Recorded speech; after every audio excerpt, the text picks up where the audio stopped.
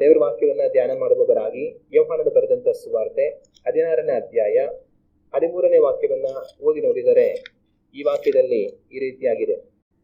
ಸತ್ಯದ ಆತ್ಮನು ಬಂದಾಗ ಆತನು ನಿಮ್ಮನ್ನು ನಡೆಸಿಕೊಂಡು ಹೋಗಿ ಸಕಲ ವಿಷಯಗಳಲ್ಲಿಯೂ ಸತ್ಯಕ್ಕೆ ಸೇರಿಸುವನು.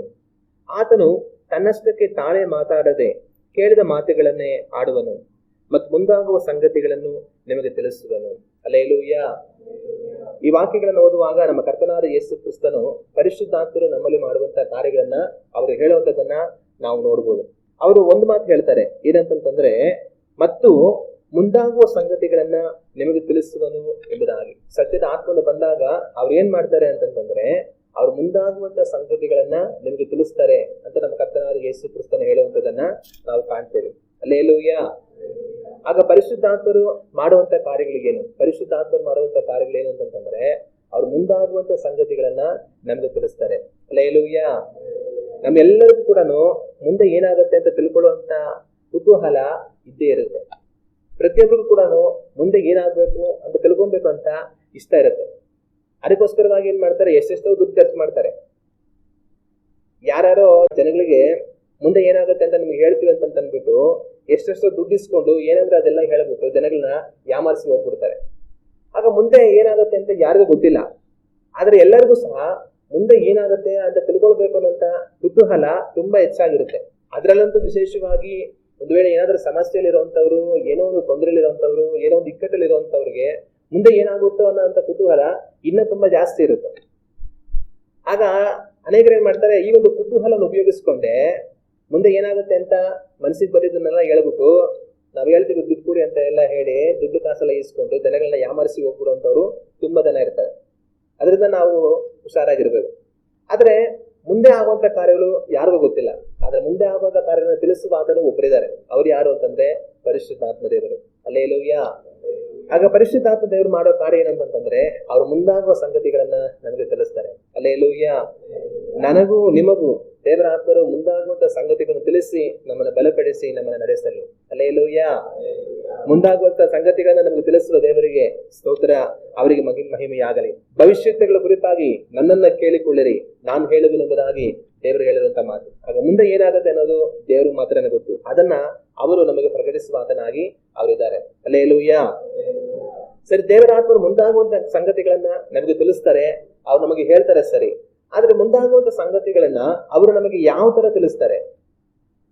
ನಾವು ಸಹಜವಾಗಿ ಏನಷ್ಟ ಮಾಡ್ತೀವಿ, ದೇವರು ಮುಂದಾಗೋ ಸಂಗತಿಗಳನ್ನ ನಮ್ಗೆ ತಿಳಿಸ್ತಾರೆ ಅಂತಂದ್ರೆ ನಾನು ಪ್ರಾರ್ಥನೆ ಮಾಡ್ತಾ ಇರುವಾಗ, ಇಲ್ಲಂದ್ರೆ ಬೇರೆ ಯಾವುದೋ ಒಂದು ಸಂದರ್ಭದಲ್ಲಿ ಮಗನೇ ಅಂತ ಕರೆದು ನನ್ನ ಹೆಸರು ಹೇಳಿ, ಈಗೋ ಈ ಒಂದು ಕಾರ್ಯದಲ್ಲಿ ನೀನ್ ಪ್ರಾರ್ಥನೆ ಮಾಡ್ತಾ ಇದೀಯಾ, ಇದ್ರ ವಿಷಯವಾಗಿ ನೀನ್ ಯೋಚನೆ ಮಾಡ್ತಾ ಇದೀಯಾ, ಇದ್ರ ಬಗ್ಗೆ ಈ ತರ ಆಗತ್ತೆ ಮುಂದಕ್ಕೆ ಅಂತ ದೇವ್ರು ಮಾತಾಡ್ಬಿಡ್ತಾರೆ ನನ್ನ ಹತ್ರ ಅನ್ನೋ ತರ ಸಹಜವಾಗಿ ನಾವು ನಿರೀಕ್ಷೆ ಮಾಡ್ತೀವಿ.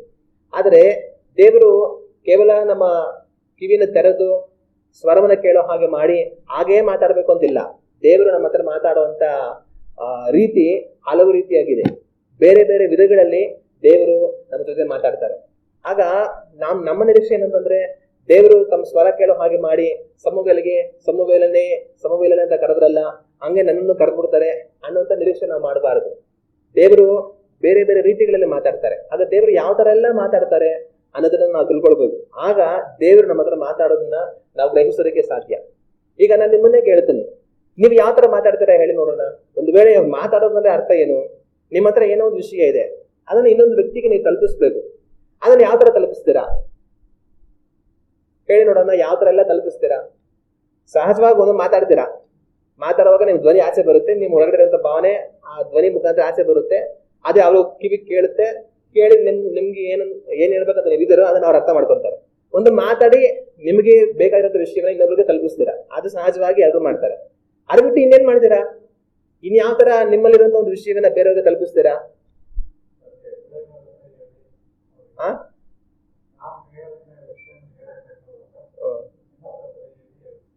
ನವೀನ್ ಬೇರೆಯವ್ರಿಗೆ ಹೇಳಿ ಹೇಳಿಸ್ಬಿಡ್ತಾರೆ. ಅದು ಕೂಡ ಸರಿನೇ. ನಾವು ನೇರವಾಗಿ ಮಾತಾಡಿದ್ರೆ ಇಂಡೈರೆಕ್ಟ್ ಆಗಿ ಕೂಡ ಕೆಲಸ ಮಾತಾಡ್ಸ್ಬೋದು. ಹೇಮಂತ ಏನೋ ಹೇಳ್ತಾ ಇತ್ತು, ಹೇಮಂತ ಬರೆದು ತೋರಿಸ್ಬಿಡುತ್ತಂತೆ. ಅದೇ ತರನೇ ದೇವ್ರು ನಮ್ಗೆ ಏನ್ ಮಾಡಿದ್ದಾರೆ, ಈ ವಾಕ್ಯವನ್ನು ಬರ್ದು ಕೊಟ್ಟಿದ್ದಾರೆ. ಇದನ್ನ ಓದಿ ನನ್ನ ಅಭಿಪ್ರಾಯ ಏನಿದೆ ಅದ್ರಲ್ಲಿದೆ ತಿಳ್ಕೊಳ್ಳಿ ಅಂತ ದೇವ್ರು ಬರ್ಕೊಟ್ಟಿದ್ದಾರೆ. ಹೇಮಂತ ಹೇಳೋದು ಕೂಡ ನಿಜನೇ. ಆಗ ನಾವು ಒಂದು ಮಾತಾಡಿ ನಮ್ಗೆ ಬೇಕಾದಂತ ವಿಷಯಗಳು ಹೇಳ್ತೀವಿ, ಬರೆದು ಕೂಡ ತೋರಿಸಿ ಹೇಳ್ತೀವಿ. ಇನ್ನೂ ಯಾವ ತರ ಮಾತಾಡ್ತೀರಾ? ನಿಮ್ಗೆ ಯೋಚನೆ ಏನಾದ್ರು ಬರುತ್ತಾ ಇನ್ನ ಹೆಂಗೆಲ್ಲ ಮಾತಾಡ್ಬೋದು ನಾವು ಅಂತ? ಹಾ, ವಿಡಿಯೋ ಪ್ಲೇ ಮಾಡ್ತಾರೆ, ರೆಕಾರ್ಡಿಂಗ್ ಮಾಡಿ ತೋರಿಸ್ಬಿಡೋದು, ವಿಡಿಯೋ ಮಾಡಿ ಏನಂತ ಹೇಳುತ್ತೆ. ಇನ್ನು ಹೆಂಗೆಲ್ಲ ನೀವು ಮಾತಾಡ್ತೀರಾ ಅಂತಂದ್ರೆ ನೀವ್ ಕೇಳಿದ್ರೆ ನಿಮ್ಗೆ ಆಶ್ಚರ್ಯ ಆಗುತ್ತೆ. ಹೆಂಗೆ ಅಂದ್ರೆ ಕೆಲವರು ಕಣ್ಣಲ್ಲೇ ಮಾತಾಡ್ಬಿಡ್ತಾರೆ. ಕಣ್ಣಲ್ಲೇ ಮಾತಾಡೋದು ನೋಡಿದ್ದೀರಾ? ಕಣ್ಣಲ್ಲೇ ಮಾತಾಡೋಂಥವ್ರನ್ನ ಕೆಲವೊಂದು ಅಮ್ಮಂದ್ರು ಇರ್ತಾರೆ, ಅವ್ರ ಮಕ್ಕಳು ಇರುವಾಗ ಯಾರಾದ್ರು ಇದ್ದಾಗ ಯಾರಾದ್ರೂ ಮುಂದೆಗಡೆ ಬಯಕಾಗಲ್ಲ, ಗದರ್ಕಾಗಲ್ಲ. ಅವಾಗ ಏನ್ ಮಾಡ್ತಾರೆ ಅಂದ್ರೆ ಹಿಂಗಂದ್ರೆ ಸಾಕು, ಆ ಮಕ್ಳಿಗೆ ಆವಲೆ ಆತಾவது, ಓ ನಾವ್ ಅಮ್ಮಂಗೆ ಕೋಪ ಬಂದ್ಬಿಟ್ಟೈತೆ, ಸುಮ್ಮನೆ ಇರ್ಬೇಕು, ಅವ್ರಿದ್ದಾರೆ ನೋಡ್ಕೋವಾಗ ನೋಡ ಅಂತ ಕಣ್ಣಲ್ಲೇ ನಾವ ಬೆದರಿಸ್ತಾ ಐತೆ ಅಂತ ಸುಮ್ಮನೆ ಆಗ್ಬಿಡ್ತಾರೆ. ಆಗ ಕಣ್ಣಲ್ಲೇ ಮಾತಾಡೋರಿದ್ದಾರೆ. ಸರಿ, ತಾಯಿ ಅಂದ್ರೆ ಮಕ್ಕಳಿಗೆ ಅಲ್ಲ, ಎಷ್ಟೋ ಹೆಂಡತಿದ್ರು ಗಂಡಂದ್ರಿಗೂ ಹಾಗೆ ಬೆದರಿಸ್ತಾರೆ, ಕಣ್ಣಲ್ಲೇ ಬೆದರಿಸ್ತಾರೆ. ಕಣ್ಣು ನೋಡಿದ ತಕ್ಷಣ ಬಾಯಿ ಬಿಡಬೇಕು ಗಂಡ. ಎಷ್ಟೋ ಗಂಡಂದ್ರು ಕೂಡ ಹೆಂಡತಿದ್ರು ಹಂಗೆ ಬೆದರಿಸ್ತಾರೆ. ಆಗ ಟೀಚರ್ ಕೂಡ ಅಷ್ಟೇ ಮಕ್ಕಳಿಗೆ ಕಣ್ಣಲ್ಲೇ ಬೆದರಿಸುವಂತವರಾಗಿರ್ತಾರೆ. ಆಗ ಬರೀ ಕಣ್ಣಲ್ಲಿ ಬೆದರಿಸೋದು ಮಾತ್ರ ಅಲ್ಲ, ಕಣ್ಣಲ್ಲಿ ಬೇರೆ ಬೇರೆ ಎಲ್ಲ ಮಾಡ್ತಾರೆ. ಕಣ್ಣು ಹೊಡಿತಾರೆ. ಹಿಂಗೆ ಏನಕ್ಕೆ ಹೊಡಿತಾರೆ? ಏನೋ ಸುಳ್ಳು ಹೇಳ್ತಾ ಇರ್ತಾರೆ, ಯಾರೋ ಒಬ್ಬರಿಗೆ ಯಾಮರಿಸ್ತಾ ಇರ್ತಾರೆ. ಅವ್ರಿಗೆ ಗೊತ್ತಾಗ್ಬಿಡುತ್ತೆ, ಏನೋ ಇಲ್ದಿರೋದೆಲ್ಲ ಹೇಳ್ತಾ ಇದೀಯ ಅಂತ ಹೇಳಿದ್ರೆ ಇವ್ರು ಕಣ್ಣು ಬಿಟ್ಟಿಸ್ಬಿಡ್ತಾರೆ. ಕಣ್ಣು ಸುಮ್ಮನೆ ನಂಗೆ ಗೊತ್ತು, ಅವ್ನಿಗೆ ಗೊತ್ತಾಗ್ಬಾರ್ದು, ಅದಕ್ಕೆ ಹೇಳ್ತಾ ಇದ್ದೀನಿ ಸುಮ್ಮನೆ ಅಂತ ಕಣ್ಣಲ್ಲೇ ಹಂಗೆ ಎಲ್ಲ ಸರಿ ಮಾಡ್ಬಿಡ್ತಾರೆ. ಆಗ ಕಣ್ಣು ಬಿಡೋದು, ಕಣ್ಣು ಮಿಡಿಸೋದು, ಏನೇನೋ ಕಣ್ಣುಗಳಲ್ಲಿ ಮಾಡ್ತಾರೆ. ಆ ಕಣ್ಣಲ್ಲೇ ತೋರಿಸ್ತಾರೆ, ಅಲ್ಲೋಡು ಅಲ್ಲೋಡು ಅಂತ ಅಂದ್ಬಿಟ್ಟು. ಅಲ್ಲೋಡು ಅಂತ ಕೇಳಲ್ಲ, ಕಣ್ಣಲ್ಲಿ ತೋರಿಸ್ತಾರೆ ಅಲ್ಲೋಡು ಅಲ್ಲೋಡು ಅಂತ. ಆ ಕಣ್ಣಲ್ಲಿ ಹೆಂಗೆಂಗೋ ಮಾತಾಡೋಂಥವ್ರು ಇದ್ದಾರೆ. ಸ್ವರದಿಂದ ಬರೆದು ತೋರಿಸಿ ಕಣ್ಣಲ್ಲಿ ಮಾತಾಡೋದ್ರ ಮುಖಾಂತರವಾಗಿ ಮಾಡೋಂಥವ್ರು ಇರ್ತಾರೆ. ಅದು ಇನ್ನು ಕೆಲವರು ಅಂತಂದ್ರು ಸೂಚನೆಗಳನ್ನ ಮಾತಾಡ್ತಾರೆ, ಕೈ ಸೂಚನೆಗಳಲ್ಲಿ. ಸುಮ್ಮನೆ ಕೈಯಲ್ಲಿ ಹಿಂಗೆ ಅಂದ್ಬಿಡ್ತಾರೆ. ಅವ್ರಿಗೇನೋ ಗುರುತಿರೋದು, ಒಬ್ಬರಿಗೊಬ್ಬರಿಗೆ ಅಂಡರ್ಸ್ಟ್ಯಾಂಡಿಂಗ್ ಜಾಸ್ತಿ ಇರುತ್ತೆ. ಆಗ ನಾನು ಹಿಂಗಂದ್ರೆ ಹಂಗೆ, ಹಿಂಗಂದ್ರೆ ಹಿಂಗೆ ಅಂತ ಕೈಯ ಸೂಚನೆಗಳಲ್ಲೇ ಮಾತಾಡುವಂಥವ್ರು ಇರ್ತಾರೆ. ಇನ್ ಕೆಲವರು ಮುಟ್ಟಿ ಮಾತಾಡ್ತಾರೆ. ಹೆಂಗಲ್ಲಿ ಪಕ್ಕದಲ್ಲಿ ಕುತ್ಕೊಂಡಿರ್ತಾರೆ, ಏನೋ ಮಾತಾಡ್ತಾ ಇರ್ತಾರೆ ಅನ್ಕೊಳ್ಳಿ. ಅವಾಗ ಹೇಳ್ಬಾರ್ದ ವಿಷಯಗಳೆಲ್ಲ, ಕೆಲವೊಂದು ರಹಸ್ಯಗಳಿದ್ರೆ ಆ ರಹಸ್ಯಗಳೆಲ್ಲ ಹೇಳ್ಬಿಡ್ತಾ ಇದಾರೆ ಅಂತ ಅನ್ಕೊಳ್ಳಿ. ಅವಾಗ ಈ ಕಡೆ ಇದ್ದವ್ರು ಏನ್ ಮಾಡ್ತಾರೆ, ಸುಮ್ಮನೆ ಹೇಳ್ಬಿಡೋ ಅಂತ ಹೇಳಕ್ಕಾಗಲ್ಲ. ಆವಾಗ ಮತ್ತೆ ಗಿಲ್ಬಿಡ್ತಾರೆ ಸೈಲೆಂಟ್ ಆಗಿ ಹಿಂದೆಗಡೆಯಿಂದ. ಗಿಲ್ಬಿಟ್ರೆ ಅವನಿಗೆ ಚಿರ್ಕಲ್ ಮಾಡುತ್ತೆ. ಚಿರ್ಕೊಂಡು ಯಾಕೆ ಹಿಂಗಾಯ್ತು, ಓ ನಾನು ಹೇಳ್ಬಾರ್ದಾ ಇರೋದ್ನೆಲ್ಲ ಹೇಳ್ಬಿಡ್ತಾ ಇದ್ದೀನಿ, ಅದಕ್ಕೆ ಸುಮ್ಮನಿರು ಅಂತ ಗಿಲ್ತಾವ್ರೆ ಅಂತ ಸರಿ ಅಂತ ಸುಮ್ಮನೆ ಆಗುತ್ತೆ. ಹಿಂಗೆ ಸ್ಪರ್ಶದ ಮುಖಾಂತರ ಮಾತಾಡುವಂತವ್ರು, ಸೂಚನೆಗಳ ಮುಖಾಂತರ ಮಾತಾಡೋರು, ಕಣ್ಗಳ ಮುಖಾಂತರ ಮಾತಾಡೋರು, ಏನ್ ಬೇಕಾದ್ರೂ ಮಾತಾಡ್ತಾರೆ. ಆಗ ಮನುಷ್ಯರು ಮಾತಾಡುವಂತ ರೀತಿ ಬೇರೆ ಬೇರೆ ತರ ಇದೆ. ನಾವು ಕೇವಲ ಸ್ವರವ್ಯಕ್ತಿನೇ ಎಲ್ಲ ಮಾತಾಡ್ಬೇಕು ಅಂತಲ್ಲ. ನಮ್ ಕೆಲವ ಸ್ತ್ರೀಯರು ಪಾತ್ರೆಗಳ ಮುಖಾಂತರ ಮಾತಾಡ್ತಾರೆ. ಅಡಿಗೆ ಮನೇಲಿ ಡಮಾರ್ ಅಂತ ಸೌಂಡ್ ಬಂದ್ರೆ ಕೋಪ ಬಂದಿದೆ ಅಂತ ಅರ್ಥ. ಊಟ ತಗೊಂಡ್ಬಂದ್ಬಿಟ್ಟು ತಟ್ಟೆ ಡಮಾರ್ ಅಂತ ಹಾಕಿದ್ರೆ ಕೋಪ ಬಂದಿದೆ ಅಂತ ಅರ್ಥ, ಏನ್ ಹೆಚ್ಚು ಕಮ್ಮಿ ಆಗಿದೆ ಅಂತ ಅರ್ಥ. ಅಡಿಗೆ ಮಾಡಿಲ್ಲ ಅಂದ್ರೆ ಏನು ಹೆಚ್ಚು ಕಮ್ಮಿ ಆಗಿದೆ ಅಂತ ಅರ್ಥ. ರುಚಿ ರುಚಿಯಾಗಿ ಅಡಿಗೆ ಮಾಡಿದ್ರೆ ಫುಲ್ ಖುಷಿ ಆಗ್ಬಿಡೈತೆ ಅಂತ ಅರ್ಥ. ಹಂಗೆ ನಮ್ಮ ಸ್ತ್ರೀಯರು ತರತರವಾಗಿ ಅಡಿಗೆ ಮನೆಯಲ್ಲೇ ಮಾತಾಡ್ತಾರೆ. ಈ ತರ ಮನುಷ್ಯ ಮಾತಾಡೋ ರೀತಿ ಎಷ್ಟೋ ತರ ಇದೆ. ಆಗ ಅದೇ ತರನೇ ದೇವರು ಕೂಡ ನಮ್ಮೊಟ್ಟಿಗೆ ಅವ್ರು ಮಾತಾಡೋ ರೀತಿ ತರತರವಾಗಿದೆ. ದೇವರು ಯಾವ ತರ ಎಲ್ಲ ಮಾತಾಡ್ತಾರೆ ಅನ್ನೋದನ್ನ ನಾವು ಅರ್ಥ ಮಾಡ್ಕೊಬೇಕು. ನಮ್ಮನೇಲಿರುವಂತವ್ರು ಯಾರೋ ಒಂದ್ ಪಾತ್ರೆ ಕುಗ್ಗಿದ ತಕ್ಷಣ, ಕಣ್ ಬಿಟ್ಟಿದ ತಕ್ಷಣ, ಸುಮ್ನೆ ಟಚ್ ಮಾಡಿದ ತಕ್ಷಣ ಅವ್ರ ಭಾವನೆ ಏನಿರುತ್ತೆ ಅಂತ ನಾವು ಹೆಂಗ್ ಬೇಕಾದ್ರೆ ಅರ್ಥ ಮಾಡ್ಕೊಂಡ್ಬಿಡ್ತೀವಿ. ಮಾತಾಡಿನೇ ಹೇಳ್ಬೇಕಂತ ಅಗತ್ಯ ಇಲ್ಲ. ಅದೇ ತರನೇ ದೇವರು ಕೂಡ ನಮ್ಮ ಹತ್ರ ಮಾತಾಡುವಂತ ರೀತಿ ತರತರವಾಗಿರುತ್ತೆ. ಆಗ ದೇವರು ಯಾವ ತರ ಎಲ್ಲ ಮಾತಾಡ್ತಾರೆ ಅನ್ನೋದನ್ನ ಗ್ರಹಿಸ್ಕೊಂಡು ದೇವರ ಉದ್ದೇಶ ಏನು ಅನ್ನೋದನ್ನ ನಾವು ತಿಳ್ಕೊಳ್ಳೋರಾಗಿ ಇರಬೇಕು. ಆಗ ಏನೋ ಒಂದ್ ಮಾತು ಹೇಳ್ತಾರೆ, ಏನಂತಂದ್ರೆ ಸುಮ್ಮನೆ ಕೈಯಲ್ಲಿ ತೋರಿಸಿದ್ರೆ ಸಾಕು, ಹಂಗೆ ಅರ್ಥ ಮಾಡ್ಕೊಂಡು ಹೋಗ್ಬೇಕು ಅಂತ ಹೇಳ್ತಾರೆ. ಕೆಲವೊಂದ್ಸಲ ಕೆಲವರಿಗೆ ಏನಾದ್ರು ಸೂಚನೆಗಳನ್ನ ನಾವು ಏನ್ ಹೇಳ್ಬೇಕಂತ ಇದೀವಿ ಅನ್ನೋದನ್ನ ತರತರವಾದ ಸೂಚನೆಗಳ ಮುಖಾಂತರ ನಾವು ತೋರಿಸಿ ಅವ್ರಿಗೆ ಅರ್ಥ ಆಗಿಲ್ಲ ಅಂದ್ರೆ ಕೊನೆಗೆ ಏನ್ ಮಾಡಿದ್ರೆ ಜನ ಬೈದ್ಬಿಡ್ತಾರೆ. ಅಯ್ಯೋ ಎಷ್ಟಂತ ಹೇಳೋದು, ಅವನು ಹೇಳಿ ಸಾಕಾಯ್ತು, ಅರ್ಥನೇ ಆಗಲ್ಲ ನಿನ್ಗೆ, ನಾನು ತೋರಿಸ್ತಾನೆ ಇದನ್ನ ಆಗ್ಲಿಂದ ಹಂಗೆ ಹಿಂಗೆ ಅಂತ ಅಂದ್ಬಿಟ್ಟು ಅರ್ಥನೇ ಮಾಡ್ಕೊಂತ ಇಲ್ಲ ಅಂತ ಆಮೇಲೆ ತುಂಬಾ ಕೋಪದಿಂದ ಸ್ವರ ಎತ್ತಿ ಚೆನ್ನಾಗಿ ಬೈತಾರೆ. ಅಂದ್ರೆ ನಾನು ಬಾಯಿ ತೆರೆದು ಎಲ್ಲ ಹೇಳಕ್ ಆಗಲ್ಲ, ನೀನು ಸ್ವಲ್ಪ ಸ್ವಲ್ಪ ಸೂಚನೆಯಲ್ಲೇ ಅರ್ಥ ಮಾಡ್ಕೊಬೇಕು, ಇನ್ನು ಬುದ್ಧನೇ ಇಲ್ಲ, ನಾನು ಆಗ್ಲಿಂದ ಹೇಳಿ ಸಾಕಾಯ್ತು ಅಂತ ಅಂದ್ಬಿಟ್ಟು ಆಮೇಲೆ ಬೈಯುವಂತವ್ರನ್ನ ನಾವು ನೋಡ್ತೀವಿ. ಅದೇ ತರ ಇದ್ದಾರೆ ಏನ್ ಮಾಡ್ತಾರೆ ಅಂದ್ರೆ ಎಲ್ಲಾ ಮಾತಾಡ್ಬಿಡೋದಕ್ಕೆ ದೇವ್ರು ಬರೋದಿಲ್ಲ. ದೇವರು ಮಾತು ತುಂಬಾ ಅಮೂಲ್ಯ. ದೇವ್ರು ಸುಮ್ಮನೆ ಟೈಮ್ ಪಾಸ್ಗೆ ಮಾತಾಡೋದಿಲ್ಲ. ನಾವು ಒಬ್ಬರೊಬ್ಬರು ಕುತ್ಕೊಂಡು ಸುಮ್ಮನೆ ವೇಸ್ಟ್ ಆಗಿ ನೂರಾರು ಮಾತುಗಳು ಮಾತಾಡ್ತೀವಿ. ಆದ್ರೆ ದೇವರು ವೇಸ್ಟ್ ಆಗಿ ಯಾವ್ದನ್ನು ಮಾತಾಡೋದಿಲ್ಲ. ದೇವ್ರು ಮಾತಾಡ್ತಾರೆ ಅಂದ್ರೆ ಅದಕ್ಕೆ ತುಂಬಾ ಅರ್ಥ ಇರುತ್ತೆ, ದೇವ್ರ ಮಾತಿಗೆ ತುಂಬಾ ತೂಕ ಇರುತ್ತೆ, ಗಾಂಭೀರ್ಯ ಇರುತ್ತೆ. ಅದರಿಂದ ದೇವ್ರು ಸುಮ್ಮನೆ ಎಲ್ಲರಿಗೂ ಬಂದು ನಮ್ಮ ಹತ್ರ ಮಾತಾಡ್ಬಿಡೋದಿಲ್ಲ. ಆದ್ರೆ ಅನೇಕ ಕಾರ್ಯಗಳನ್ನ ದೇವ್ರನ್ ಮಾಡ್ತಾರೆ, ನೇರವಾಗಿ ಮಾತಾಡ್ತಾರ, ಪ್ರತ್ಯಕ್ಷವಾಗಿ ಪರೋಕ್ಷವಾಗಿ ಕಾರ್ಯಗಳನ್ನ ನಮ್ಗೆ ಅರ್ಥ ಮಾಡಿಸೋದಕ್ಕೆ ದೇವ್ರು ಪ್ರಯತ್ನ ಮಾಡ್ತಾರೆ. ಆದ್ರೆ ಹೆಂಗೆ ನಮ್ಗೆ ಅರ್ಥ ಮಾಡಿಸಿದ್ರು ಕೂಡ ನಮ್ಗೆ ಅರ್ಥ ಆಗ್ತಾ ಇಲ್ಲ ಅನ್ನೋವಾಗ ಕೊನೆಗೆ ಏನ್ ಮಾಡ್ತಾರೆ, ದೇವ್ರು ಮಾತಾಡ್ತಾರೆ. ಆಗ ದೇವರು ಮುಂದಾಗುವಂತ ಸಂಗತಿಗಳನ್ನ ನಮ್ಗೆ ತಿಳಿಸ್ತಾರೆ. ಆದ್ರೆ ಅವ್ರು ಯಾವ ತರ ತಿಳಿಸ್ತಾರೆ, ಅನ್ನೋದನ್ನ ನೀವು ಅರ್ಥ ಮಾಡ್ಕೊಳ್ಬೇಕಾಗಿರುವಂತದ್ದು ತುಂಬಾ ಮುಖ್ಯ. ಇಲ್ಲಾಂದ್ರೆ ಅವ್ರು ನಮಗೆ ತಿಳಿಸುವುದನ್ನ ನಾವು ಕಂಡುಕೊಳ್ದರ ಅದನ್ನ ತಪ್ಪಿ ಹೋಗೋದಕ್ಕೆ ಅವಕಾಶ ಇರುತ್ತೆ. ಅದರಿಂದ ದೇವರು ಯಾವ ತರ ಎಲ್ಲ ನಮ್ಮ ಹತ್ರ ಮಾತಾಡ್ತಾರೆ. ಪರಿಶುದ್ಧಾತ್ಮರು ಮುಂದಾಗುವ ಸಂಗತಿಗಳನ್ನು ನಮಗೆ ತಿಳಿಸುವರು ಅಂತ ನಮ್ಮ ಕರ್ತನಾದ ಯೇಸು ಕ್ರಿಸ್ತನು ಹೇಳಿದ್ರು. ಅವ್ರು ಯಾವ ತರ ತಿಳಿಸ್ತಾರೆ ಮುಂದಾಗುವಂತ ಸಂಗತಿಗಳನ್ನ? ಮೊಟ್ಟ ಮೊದಲು ಅವ್ರು ಮುಂದಾಗುವಂತ ಸಂಗತಿಗಳನ್ನ ಯಾವ ರೀತಿ ತಿಳಿಸ್ತಾರೆ ಅಂತಂದ್ರೆ, ನಮ್ಮಲ್ಲಿ ಪ್ರೇರೇಪಣೆಯನ್ನು ಉಂಟು ಮಾಡುವುದರ ಮುಖಾಂತರ ಅವ್ರು ತಿಳಿಸ್ತಾರೆ. ನಾವು ದೇವರ ವಾಕ್ಯವನ್ನು ಓದಿ ನೋಡುವಾಗ ನ್ಯಾಯಾಧಿಪತಿಗಳ ಪುಸ್ತಕ 13ನೇ ಅಧ್ಯಾಯ 25ನೇ ವಾಕ್ಯವನ್ನ ನಾವು ಓದಿ ನೋಡಿದರೆ ಈ ವಾಕ್ಯದಲ್ಲಿ ಈ ರೀತಿಯಾಗಿದೆ: ಇದಲ್ಲದೆ ಅವನು ಸ್ವರ್ಗಕ್ಕೂ ಎಷ್ಟಾವೊಲಿಗೂ ಮಧ್ಯದಲ್ಲಿರುವ ದಾನ್ ಕುಲದ ಪಾಳೆಯದಲ್ಲಿದ್ದಾಗ ಯೆಹೋವನ ಆತ್ಮವು ಅವನನ್ನು ಪ್ರೇರೇಪಿಸ ಹತ್ತಿತ್ತು. ಇಲ್ಲಿ ವಾಕ್ಯದಲ್ಲಿ ಏನ್ ಬರೆಯಲ್ಪಟ್ಟಿದೆ ಅಂತಂದ್ರೆ, ಸಂಸೋನನ ಕುರಿತಾಗಿ ಇಲ್ಲಿ ಬರೆಯಲ್ಪಟ್ಟಿದೆ. ಸಂಸೋನನು ವಿಶೇಷವಾದ ಒಂದು ಮನುಷ್ಯ.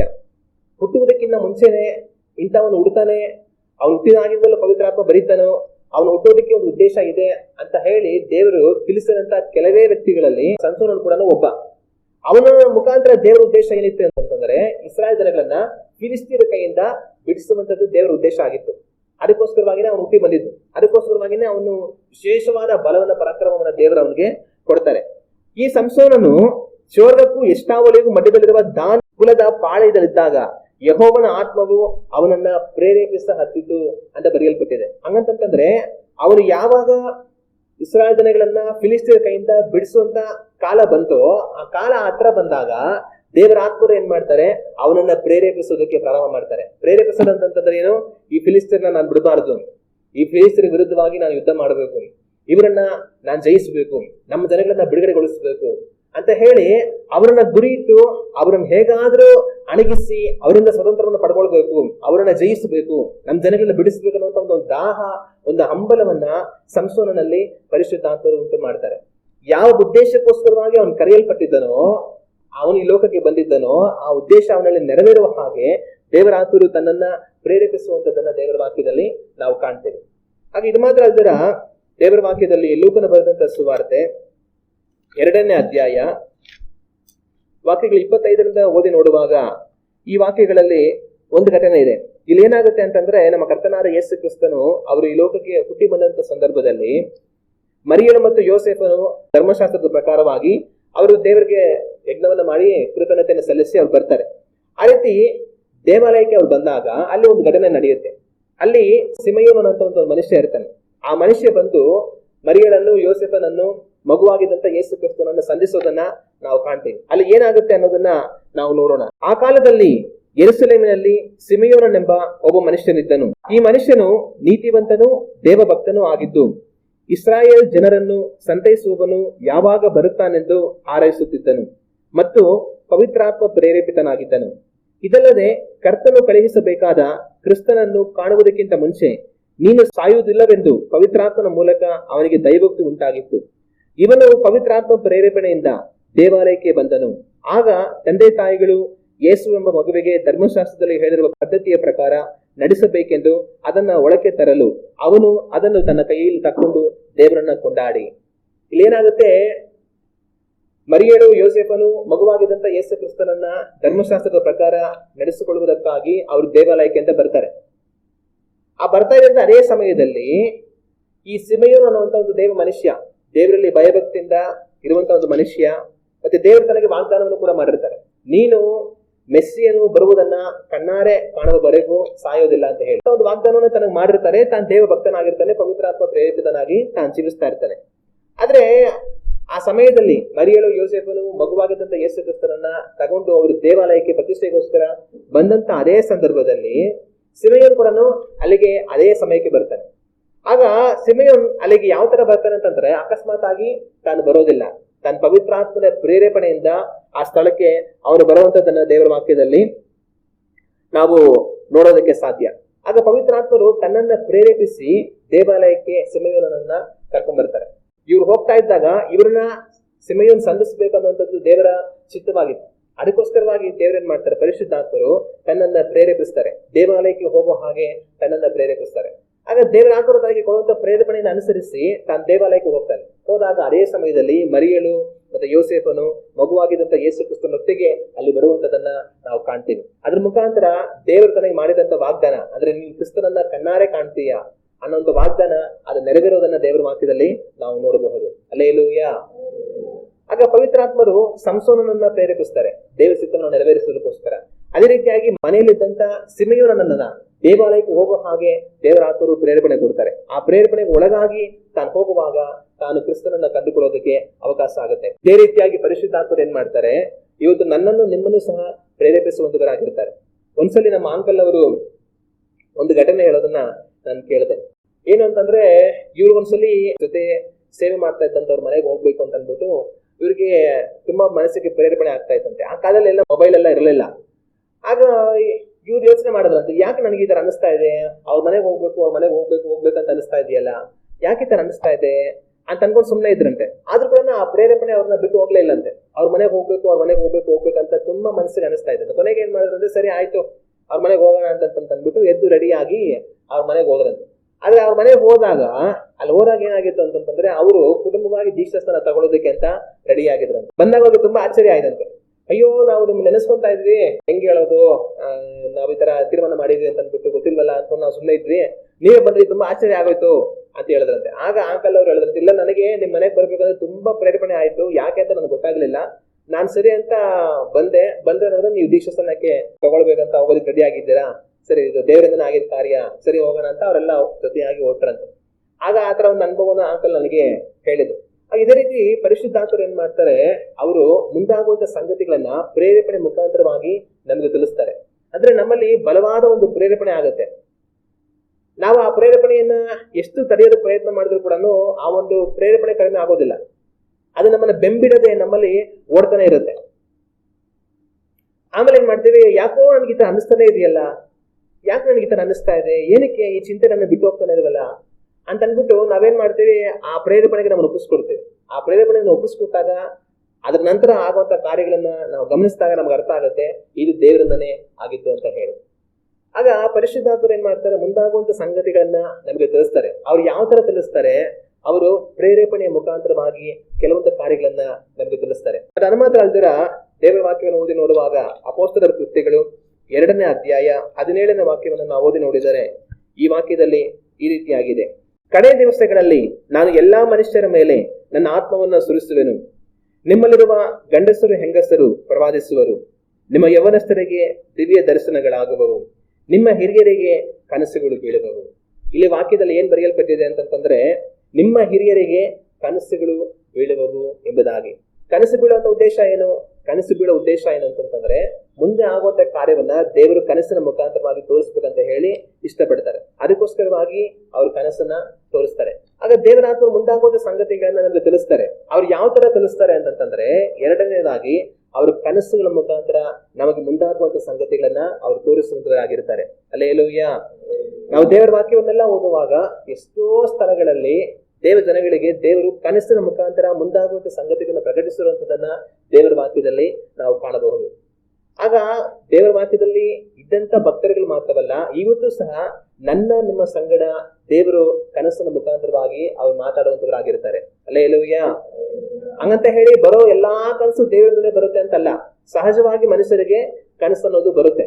ಅದು ದೇವರು ಮನುಷ್ಯರಿಗೆ ಇಟ್ಟಿರುವಂತ ಒಂದು ರೀತಿ. ಸಹಜವಾಗಿ ಕನಸು ಬರುತ್ತೆ. ಆದ್ರೆ ಕೆಲವೊಂದು ಸಮಯದಲ್ಲಿ ಆ ಕನಸುಗಳನ್ನ ಉಪಯೋಗಿಸಿ ದೇವರು ನಮ್ಮ ಹತ್ರ ಮಾತನಾಡೋದಕ್ಕೆ ಅವಕಾಶ ಇರುತ್ತೆ. ಮುಂದೆ ಏನಾಗುತ್ತೆ ಅನ್ನೋಂಥ ಕಾರ್ಯವನ್ನು ದೇವರು ನಮಗೆ ತಿಳಿಸೋದಕ್ಕೆ ಅದು ಅವಕಾಶ ಇರುತ್ತೆ. ಆಗ ದೇವರು ಕನಸನ್ನು ಉಪಯೋಗಿಸಿ ನಮ್ಮ ಸಂಗಡ ಅವ್ರು ಮಾತಾಡ್ತಾರೆ, ಮುಂದಾಗುವಂತ ಸಂಗತಿಗಳನ್ನ ಅವ್ರು ನಮಗೆ ತಿಳಿಸ್ತಾರೆ. ಮತ್ 3ನೇದಾಗಿ ದೇವರು ನಮ್ಮ ಹತ್ರ ಯಾವ ರೀತಿ ಮಾತಾಡ್ತಾರೆ ಅಂತಂದ್ರೆ, ದರ್ಶನದ ಮುಖಾಂತರವಾಗಿ ಅವರು ನಮ್ಮ ಸಂಗಡ ಮಾತಾಡ್ತಾರೆ. ಈಗಾಗಲೇ ಓದಿದಂತ ಅದೇ ವಾಕ್ಯದಲ್ಲಿ ನಿಮ್ಮ ಯೌವನಸ್ಥರಿಗೆ ದಿವ್ಯ ದರ್ಶನಗಳಾಗುವು ಅಂತ ಬರೆಯಲ್ಪಟ್ಟಿದೆ.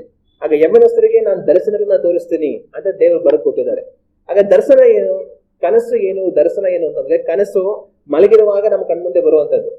ದರ್ಶನ ನಾವ್ ಎದ್ದಿರುವಾಗ್ಲೇನೆ ನಮ್ ಕಣ್ಮುಂದೆ ಬರುವಂತದ್ದು. ನಾವು ಟಿವಿ ಆನ್ ಮಾಡ್ತೀವಿ, ಆನ್ ಮಾಡ್ಬಿಟ್ಟು ಟಿವಿ ಬರ್ದಾರ ನೋಡ್ತಾ ಇರ್ತೀವಿ.